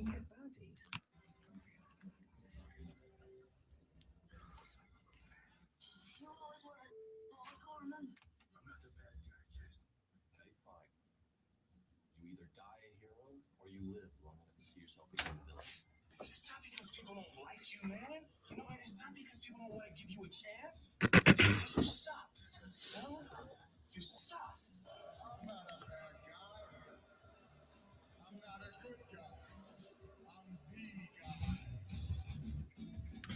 All right, this is a segment Lonzo and I call Faces and Heels. It's a situation presented in somebody's real life. It's a socially ambiguous situation where they don't know, am I the good guy or am I the bad guy? Right? Am I the good guy or am I the bad guy? Lonzo and I are going to evaluate a couple of them. We're going to see if we can determine who's the face and who's the heel in this situation. All right. I got a bunch of them here, Lonzo. We got some good ones. So we're going to pop through a handful of them. Let's start with this one. This is a young man who has two older brothers. His middle brother, he said that their parents divorced when they were very young because the mom was very jealous. He said dad was able to handle it, but then mom started basically poking at the kids about the dad. The mom eventually rebounded with the guy, had 2 kids. They shared custody for a little while. But when dad got remarried, she went crazy. So things were really kind of convoluted in their young lives. He says his brother Sam started dating his now ex-wife 3 years ago. She had heard all the stories and the reasons that they didn't interact with mom, but believed they were being dramatic. It went on this whole thing about you need to reconcile with your mother because I need a man who's got a good family life, and I need you to put your family back together to make this happen. Well, she pushed and pushed and pushed, and the middle brother thought she'll get over it. She'll eventually stop. This won't happen. Well, then it was time for the wedding. So the middle brother shows up for the wedding with his now ex. They got there, and it turned out that the fiance went behind her fiance, the middle brother's back, invited the mother to the wedding, who then brought her new husband, their 2 unrelated children, and the mom started getting into it with the middle brother's biological father at the wedding. The middle brother basically said, no, that's too much. I can't marry this woman who's going to get involved in this when I've told her not to, etc. The younger brother then put the middle brother in the car, and they left the church. They just left. They just walked out. They didn't tell anybody. They just left the whole ceremony, bailed out on it because they did not know the mom was there until right before the bridal party was supposed to walk down the aisle, and she started causing a ruckus with the ex-husband. The younger brother is now asking, am I the face or the heel for basically helping my middle brother leave this wedding ceremony without telling anybody because of what his fiance did behind his back? He's definitely the face. He's the only real family that brother has because he sees the situation and he's helping to get him out of there. And I thought you were going to ask if the betrothed, the future wife was the heel, because she's definitely the heel. You know, family drama. If someone's adamant about no, we can't invite them. We cannot go around them. Be smart. And just believe them, because they know they've dealt with it. And I think you see too many Lifetime movies or whatever where you think you can fix things and everything's going to be happy. In the end, sometimes it's not going to be. But yeah, the younger brother, definitely the face in the situation. Yeah, it's got to be, right? It's got to be. That's a fiance. You know, it's one thing to go, I want you to fix a situation in your life for me to be comfortable with it. That's one thing, right? Like, dated women before who were like, I need you to have a more structured schedule in your life if this is going to work. And I go, no, it's not my life. We're not going to work. Or I need you to get your finances in order and be a better provider. Well, it's not going to work either. I work in radio. There's a whole different thing between I'm going to go. That'd be the equivalent of her calling my boss and going, hey, listen, I need you to put Rob on a structured schedule and not be telling him to do stuff at weird hours, et cetera, because that's not going to work for me. And then it costing me my job. I was stunned by the number of people who said that the correct way to handle it was to address the fiance and announce to everyone gathered at the wedding that the wedding was off and they could go home now instead of just disappearing. No, man, I'd have ghosted that situation too. 100%. All right, here's another one. 34-year-old woman has a 3-year-old child, a 12-year-old child, a 9-year-old child, and a 7-year-old child. Took the 4 of them to Europe on vacation. The husband is a working husband, and basically he was kind of doing a working vacation. He was on vacation in Europe, but he had to work what he was doing. Well, on the 4th day of the trip, the husband had to stay home and work. And so the wife took the 4 kids, 12, 9, 7, and 3, and went to a historical site. Now, this historical site had what is called a dolmen, D-O-L-M-E-N. It is effectively a boulder that is utilized as a grave marker in Nordic history. So like the Vikings, all right? But it was in the middle of this big open field, all right? The middle of this big open field. It's a historical site. Said she got there and she was tired and wanted to let the kids run around and play for a bit because there weren't a lot of people there and they wouldn't be bothering anybody. She said her 9-year-old climbed on top of one of the boulders and was so proud of himself that he managed to climb up that I told him to stay there to take a photo. She said that a girl around 19 years old walked up and said to me sarcastically, "Do you let your kids climb on top of their grandparents' graves like that too?" She said, needless to say, I got a bit angry and told her to mind her own business and said that a 5,000-year-old dead guy won't mind if a child climbs on a rock. Her face looked like I just killed a puppy, and she walked away. When we got back to the hotel, I told my husband about it. He said that it's a bit tasteless to let someone climb on what's essentially a gravestone. I got mad because he wouldn't support me and undermine me in front of the children like that. I went to the bathroom. I called my sister to tell her what happened. She said that girl should not have approached me and should have minded her business, etc. Is the husband who told the wife she was wrong here, the face or the heel, Lonzo? He is the I heel. won't count that one. You didn't say anything. Yeah, because I was just an exhalation. That was me. He is the heel because he did it in front of the children. Really? Because he did it in front of the children. Yes, this is a conversation that he should have had with her in private. Because too many times these things happened in front of the children, and it makes the children think, "Oh no, mommy and daddy are fighting." It affects them emotionally. So you have this conversation. The children after you've talked it out and tell them why it was wrong. In the end, if they didn't know, that's fine. I mean, that's fine. It's an accident. It's a boulder. Once the lady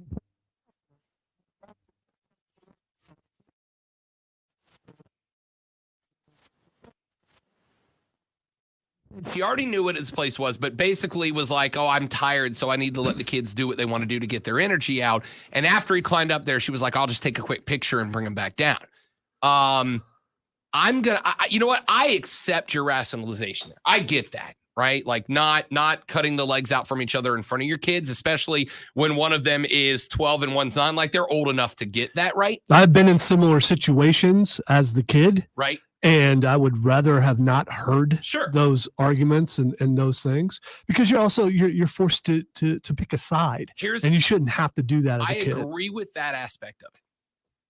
But I'm also going to say the wife was the bigger heel here, right? Because she knew what it was. And then here's the problem. You know, the worst thing, this is what bothers me about people more than anything else, Lonzo, is when people can't admit that they were wrong. Right? Like it drives me nuts when people can't. You should be able to accept when you were wrong and go, "You know what? I was wrong. I recognize this was a mistake. I recognize I screwed up and I need to do better next time." It kills me when people just can't acknowledge that they were wrong. And the fact that she is now causing this strife with her husband, who I get it. Like, I don't want you to undermine me in front of the kids. We should be able to disagree out. And then I'll go to them later and say, "Okay, here I was wrong. And here's why we as a group need to do better." The fact that she's like sneaking away, locking herself in the bedroom and calling other family members to support her from a continent away instead of dealing with it like an adult, she's the ultra heel in this whole situation. Oh, I right? agree. And she was tired. If she's at the museum and her kids are there with markers, marking up the Mona Lisa, I was tired. They needed to unwind. And that picture's really old. I mean, no one looks at it anymore anyway. Fair enough. All right. Here's an interesting one, Lonzo. You manage people, right? Like you manage people. Here's a management situation. Oh Put boy. the old manager's hat on. Oh boy. Guy says that he works for a construction company.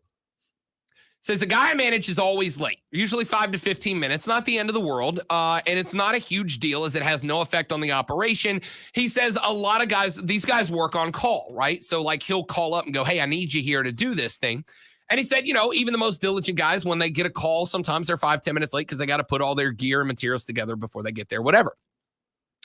He said this guy was always 5 to 10 minutes late. He said, after I noticed the pattern, I spoke to him and said, "If you're going to be late, I need you to call me. Just let me know so I can plan around." He says next time he is on duty, he shows up 25 minutes late, no call. I find him, let him know that he is getting a court formal reprimand. And the next time he is late, it will be a 10-day suspension without pay. That's standard procedure for the company. He tells me, "I'm sorry, it won't happen again." But then 2 days later, my HR director calls me and says a complaint was filed against me for harassment. The guy was claiming it was the first time he was ever late and that it was less than 6 minutes and that I allow everyone else to be late. I explained the scenario to HR, but they're skeptical and make me withdraw my formal reprimand. He says he went so far as to start digging through records and security footage for the past 30 days and to find emails where I documented conversations and 5 instances of him showing up over 30 minutes late. I send this all to HR. They agree to reinstate the former reprimand, but I insist that we go after him for dishonesty and insubordination, both fireable offenses. So unless I withdraw those claims against him in the next 7 days, he will be fired. He said, I am secure in my decision, but some of the other guys on the work site are whispering about me being a, quote, hard ass, end quote. Face or heel, Lonzo? Definitely the face of the situation, because the dude is the heel for sure for making him look bad to HR. And harder on the guy. We deal here in situations where you cannot be late, because if you're late, a show doesn't go on the air, and that's bad. That's really, really bad. I've had to deal with situations like that before, and when it becomes too often, then you've got to take care of it. I think the guy did his job, and good on him for being diligent enough to go back and gather all the research to prove that he was right. Yeah, let's be real here, man. Because he was employee to make it look like that he was picking on him when he wasn't. Yeah, I have managed people too, not to the extent that Lonzo does, but I've managed people in this business before, and I will tell you, it's a crap situation, especially when you're like me. I want people to like me. All right, part of it's because of the job. If people don't like me, it's tough to get ahead. I want people to like me, but there come points when you are managing for success where you just have to recognize sometimes you got to do the hard thing and people aren't going to like you. And even other people may not like you because of the decision you made with one guy. He absolutely did the right thing here, right? In fact, I would say he actually overboarded the right thing because he let this guy have all this dude had to do was call, right? All he had to do was call. And I got to tell you right now, I have had some managers, Lonzo. There's no call if you're going to be late. Just don't be late, right? And I, as anyone in my personal life will tell you, am really bad about being late. All right. My schedule, every time my schedule has an ish on the end of it, with the exception of the show, which is 12 to 3. There's no 12-ish to 3. When do I come in? 9:30-ish. Sometimes it's 10. Sometimes it's 10:30. Depends on, if like tonight I'll be watching baseball until 12:30 in the morning. Probably being here around 10 tomorrow. That's because to me, watching the game, even though I'm lucky enough to call what I do for recreation a job, that's also show prep. That's also work. I need to be able to come in and not just say, here's the box score, but actually be able to pick out decisions and one-hit situations that were happening in the game and talk about those. If you have a boss who says, hey, if you're going to be 10 minutes late, that's fine. No worries. Just call me and let me know. God, that is a saving grace, right? That is a saving grace. That's a big one. Absolutely. Now, I got to tell you, I kind of feel, I thought I had some good ones here. But I feel like now that doing it, like some of them aren't as ambiguous as I thought. All right, here's one, Lonzo. You're a musician. You'll like this. Here's one. My fiance, 28-year-old female, and I, 30-year-old male. So this guy's a 30-year-old male talking about his fiance, are marrying next year. My 27-year-old female sister sings in a band, and they often do weddings and whatnot. She said she told us to have her band play at her wedding. My fiance told her we'd think about it. I didn't care much about it since we still have plenty of time to decide, but my wife later confessed to me she doesn't like the idea. According to her, my sister has had the bad habit of stealing the spotlight, something I can agree with. The day we announced our engagement to my family, basically she took over the whole meal, talking nonstop. My fiance thinks that her singing at our wedding will turn into one more way for her to become the protagonist of the event. Instead of dancing and listening to a random singer, all our relatives will be paying attention to her on stage. I forgot about the issue until my sister brought it up again. I want our wedding to be just as my fiance wishes, so I told my sister, I actually would rather not have you working my wedding, just drinking and dancing with the rest of us. She insisted that she really would love to sing, though. I thought the best idea would be to clear up right there because she's really stubborn when she's set on something, so I told her no, we prefer to have a random band or DJ that we want her to be a guest. My sister is now super mad at us for, quote, preferring to give our money to a stranger instead of her, end quote, not letting her participate, and, quote, not doing something about my fiance always disliking her. My fiance has never openly disliked her, so I didn't know if she noticed. My parents said I'm a bit of the heel because of that too, but my fiance is glad I stopped her. So the whole family is mad at him for not letting the sister perform at the wedding reception, but he and the fiance are happy about it. Face and heel, Lonzo. How good is the band? They're getting gigs as a wedding band. If the band is really good and you're going to get a cheaper price by letting your sister do it than you are paying for a random DJ, I know you probably think this is weird, me going this way. I think he's kind of the heel. Really? Yes.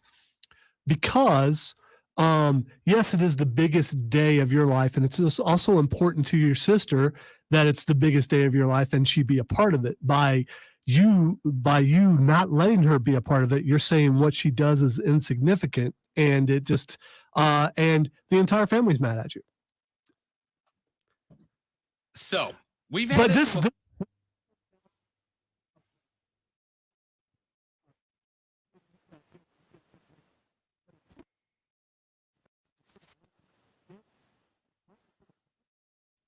Then you let her sing. I'm squarely with the fiance, the husband to be is the face here. He's absolutely the face. It's their wedding, right? It's their wedding. I play in a wedding band. I play in a band that plays weddings. We are not a wedding band. I'm in a band that plays weddings. And you play in a band that plays wherever people will hire you to come. I play in a band that plays wherever they give us money to play. There you go. My band, I didn't go home, but last week they played. A guy hired them to play a party out in the sticks on an old school bus that he had cut the roof and the top out of. So the stage was literally a school bus. Oh, that is sweet. Kind of dope. I have played on the on flatbeds before a couple times. We've done as long as different, but we've played yeah. on flatbeds. They have now played on the back of a school bus. We have played on a boat out on the water. I mean, we'll do whatever. We have had situations before where friends of ours that we're like, oh, they're going to ask us to play the wedding, have come to us and said, Lonzo, we would rather you guys be there as our friends instead of the band. And half the time, I believe them. And half the time, I'm like, your fiance doesn't like the band. That's what this is. And you know what? That's okay. Because it's their wedding, not ours. In the end, it is their choice. Yeah. But I think it's a heel move because you could have avoided a lot of conflict. Well, that's see, I don't care. Like, because what you're saying here is how you feel about my wedding band is more important than how I feel about my wedding band as the guy whose wedding it is, right? Like, it's my wedding, and I want it to be whatever I want it to be. It's not yours. If you care more about the wedding band, even though it's your daughter or your sister, whatever, if you care more about the wedding band than I do, or than you feel about how I feel about it, I don't want you there anyway because you're making my wedding about you. And it's not about you. How many times have I said, you get like 8 days in your life that are 100% about you. It's like your first 9 birthdays and your wedding and your funeral. So 10. You get like 10, 11 birthdays where it's all about you. You get your wedding day and you get your funeral. That's it. Unless you and someone else died at the same time. And then, you got to split up anyway. Yeah, you do. Right? So maybe 10 days. That's one of them. I don't care if it's my sister in the wedding band. It's my freaking reception. And if you don't like the wedding band, don't come. Saves me a plate of food I got to buy. All right? I'm good with it. He is absolutely the face in the scenario. Absolutely. And for the couple of people who have written in and be like, dang, free wedding band. I don't care if it's free or if the other band they want costs $1,000. It ain't your finances. It ain't your money. It ain't your business. It's their day. If they want to have a Michael Bolton cover band play their reception, you show up and you get down to Michael Bolton. You know what you have done, though? You have isolated yourself from your entire family. If that's what you want, though, that's fine. But again, my thought is that says to me that the family cares more about the sister than the guy getting married. And if you care more about my sister than me on my wedding day, then go hang out with her. I don't want you there anyway. Go listen to her sing in the backyard. Right? Seriously. If you care more about the sister's feelings as a performer than my feeling as a fiance, as an engaged man getting married, then y'all go listen to her sing at another gig. Me and my fiance be listening to my favorite band. Get over it. Straight up. Texter says, if your sister is known to steal the spotlight, then he's the face. That's what he says. And again, little sprinkle of salt with every story. Texter says, damn, sister's going to charge you to play at the wedding? I'd disown her. That's the other thing, right? She actually said she's mad because he's giving his money to somebody else instead of her. I'm in the band. When the guys in my band get married, we play the reception for free. Yeah, and that's how it should be. Yeah. It really should. Now, if the sister said, I'll do it for free, maybe you got a discussion or him. But Yeah. she straight up said she's mad because he's giving his money to somebody else instead of her. Well, then, I don't care. I disagree on the mom-dad. If mom didn't want to discuss in front of the kids, she shouldn't have brought it up. He can disagree without it being a fight. Yeah, that's a good point. If mom didn't want to be undermined in front of the kids, don't ask for validation in front of the kids. She was asking to be proven right in front of the kids. Yeah, and but the dad went along with it, and he should have diffused it by saying, "Okay, we don't need to discuss this in front of them. Let's go over here and let's have a talk, and then we'll come back and talk to That's them fair. afterwards as a team," That's which is fair. what you should be. But she still brought up the non-team mentality first because she said, Doesn't mean but asking ye shall receive sometimes is all I'm saying. She asked for validation. He was not going to provide. She's asking him to validate her when he doesn't believe she should be validated. You're asking the dad to either lie or to lay down in front of the kids. you could have It's a said, tough spot for you him. could have said, "Hey, I'm working over here." You know, Let me get this email, then we'll talk, honey. Meet me in the bathroom. Quick break. Back after this on the Rob Brown Show, ESPN Upstate. I honestly don't hate that segment. I kind of like that.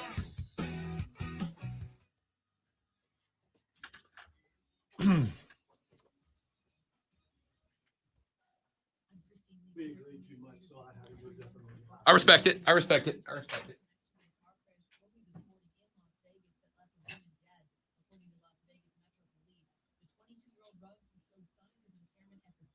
Will be charged with DUI resulting in death. On this NFL trade deadline day, the Chiefs acquiring outside linebacker Melvin Ingram from the Steelers for a 6th-round pick. Ingram recently expressed frustration over his limited role with Pittsburgh. Kansas City, with an eye on improving a pass rush, has just 11 sacks in 8 games this season. From ESPN's Diana Rossini, the Browns have no plans to trade receiver Odell Beckham Jr. by the 4 Eastern trade deadline. Didn't receive any offers that would have made sense for the organization. Georgia Southern in negotiations with former USC coach Clint Helton to make him the Eagles' next football coach. From the Ingles Market Studio, this is ESPN Upstate. 97.7 FM Greenville, 97.1 FM Spartanburg. ESPN Upstate. An Odyssey station. Research shows that people remember radio ads with British accents. So to help you remember, the Liberty Mutual Insurance Company customizes your home insurance so you only pay for what you need. Take it from a Brit.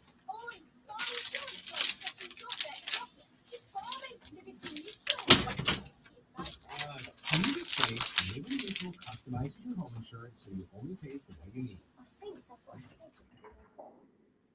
At libertymutual.com. New school, new job, new home. Change is hard and can leave you feeling isolated and divorced. Our hardest work. Yeah, and Karen goes to Europe. yeah, I was, yeah.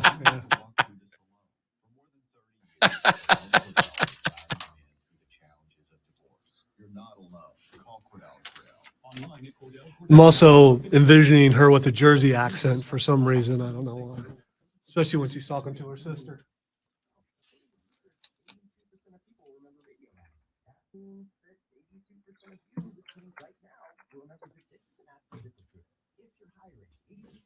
All right, so how are we going to do this? Quick little in and out here. All right. Actually, you know what? Let's just go ahead and call him. No, we can't, can we? I hate to ask, can we put the breaks together? Dude, I would rather not. Okay. But because it will end up being like a 8 or 9 minute break. Okay.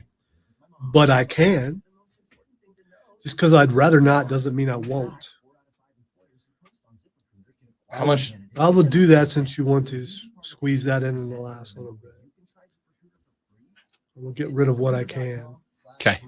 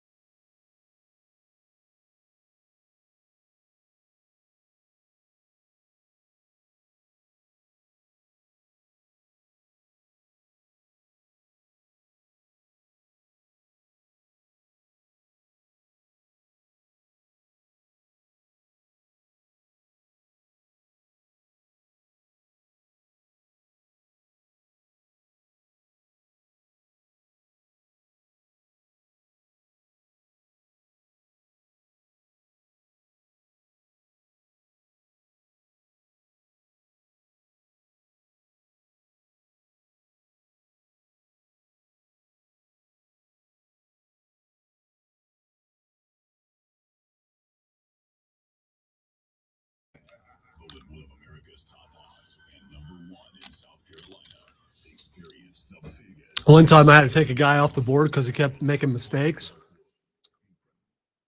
And he got mad, but he wouldn't. I'm going to management. You can't take me off the board. It's like, and then he ended up quitting. But it was on my show. Yeah. Yeah. And it was bad. Yeah. I mean, it was really, really bad. And I mean, it has to be bad to get me to act that way because I'm very, very lenient. And it's just like, I can't have this on the air. I'm gonna get in trouble with how bad this is. And it's like, I'm thinking, step aside for a little bit and I got this and you can watch. And Yeah. You saying I can't do it? I'm Yeah. saying you're not doing it. Yeah, that's what I'm saying. I've had 2 situations where I've either had to remove a producer from my show or ask for a producer to be removed for that same reason. And I think I'm a relatively easy dude to work with. Like, I don't ask for a heck of a lot, just be crisp in and out. And crisp to my definition, which clearly, as is evidence right now, is not all that crisp. I've had 2 times where I've had to get somebody pulled, and both times they were furious. And I'm like, I don't know what to tell you, dude. Like, at the end of the day, and this is where Rob does have to have an ego. At the end of the day, the show, my name's on the show. You know what I mean? Like, nobody's going to listen and go, wow, Rob's show's great, but the production's not good. They're going to go, the Rob show is not good. Yeah, if it affects the product, the overall product, and it's not, I mean, if your timing's bad and things like that, you might be able to fix. But when there's like big gaps of nothing and there's silence and you're just sitting there and I'm like, okay, the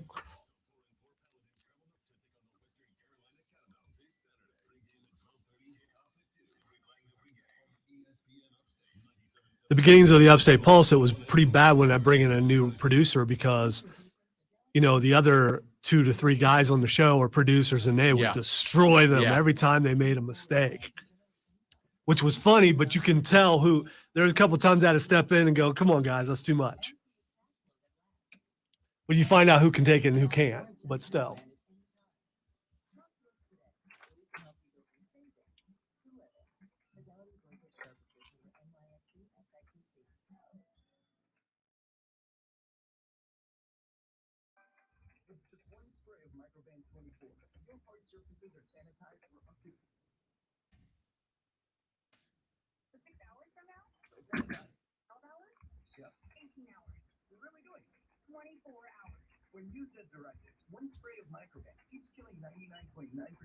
Hey, Jay, this is Alonzo with ESPN Upstate. Rob Roundtop interview with you.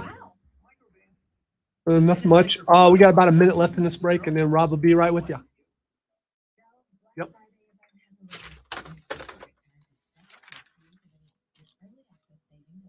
It's also why we created the noob button. The what button? The noob button. Oh, the new button. Yeah. Which Tim Snow has become acquainted with. Because then it becomes a goal to try to make it through the entire show without getting noobed, which makes you improve what you're doing because you're trying to not.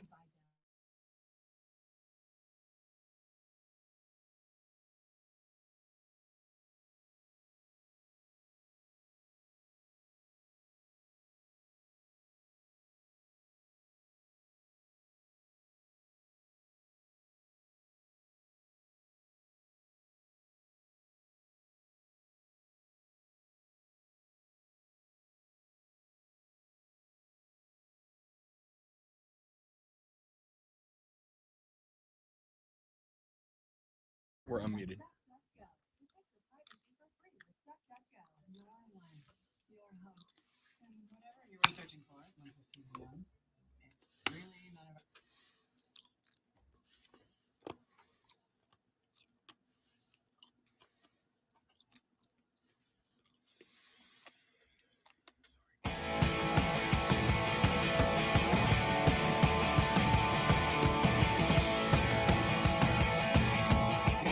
All right, we got about 6 minutes, so I'm going to jump right back in.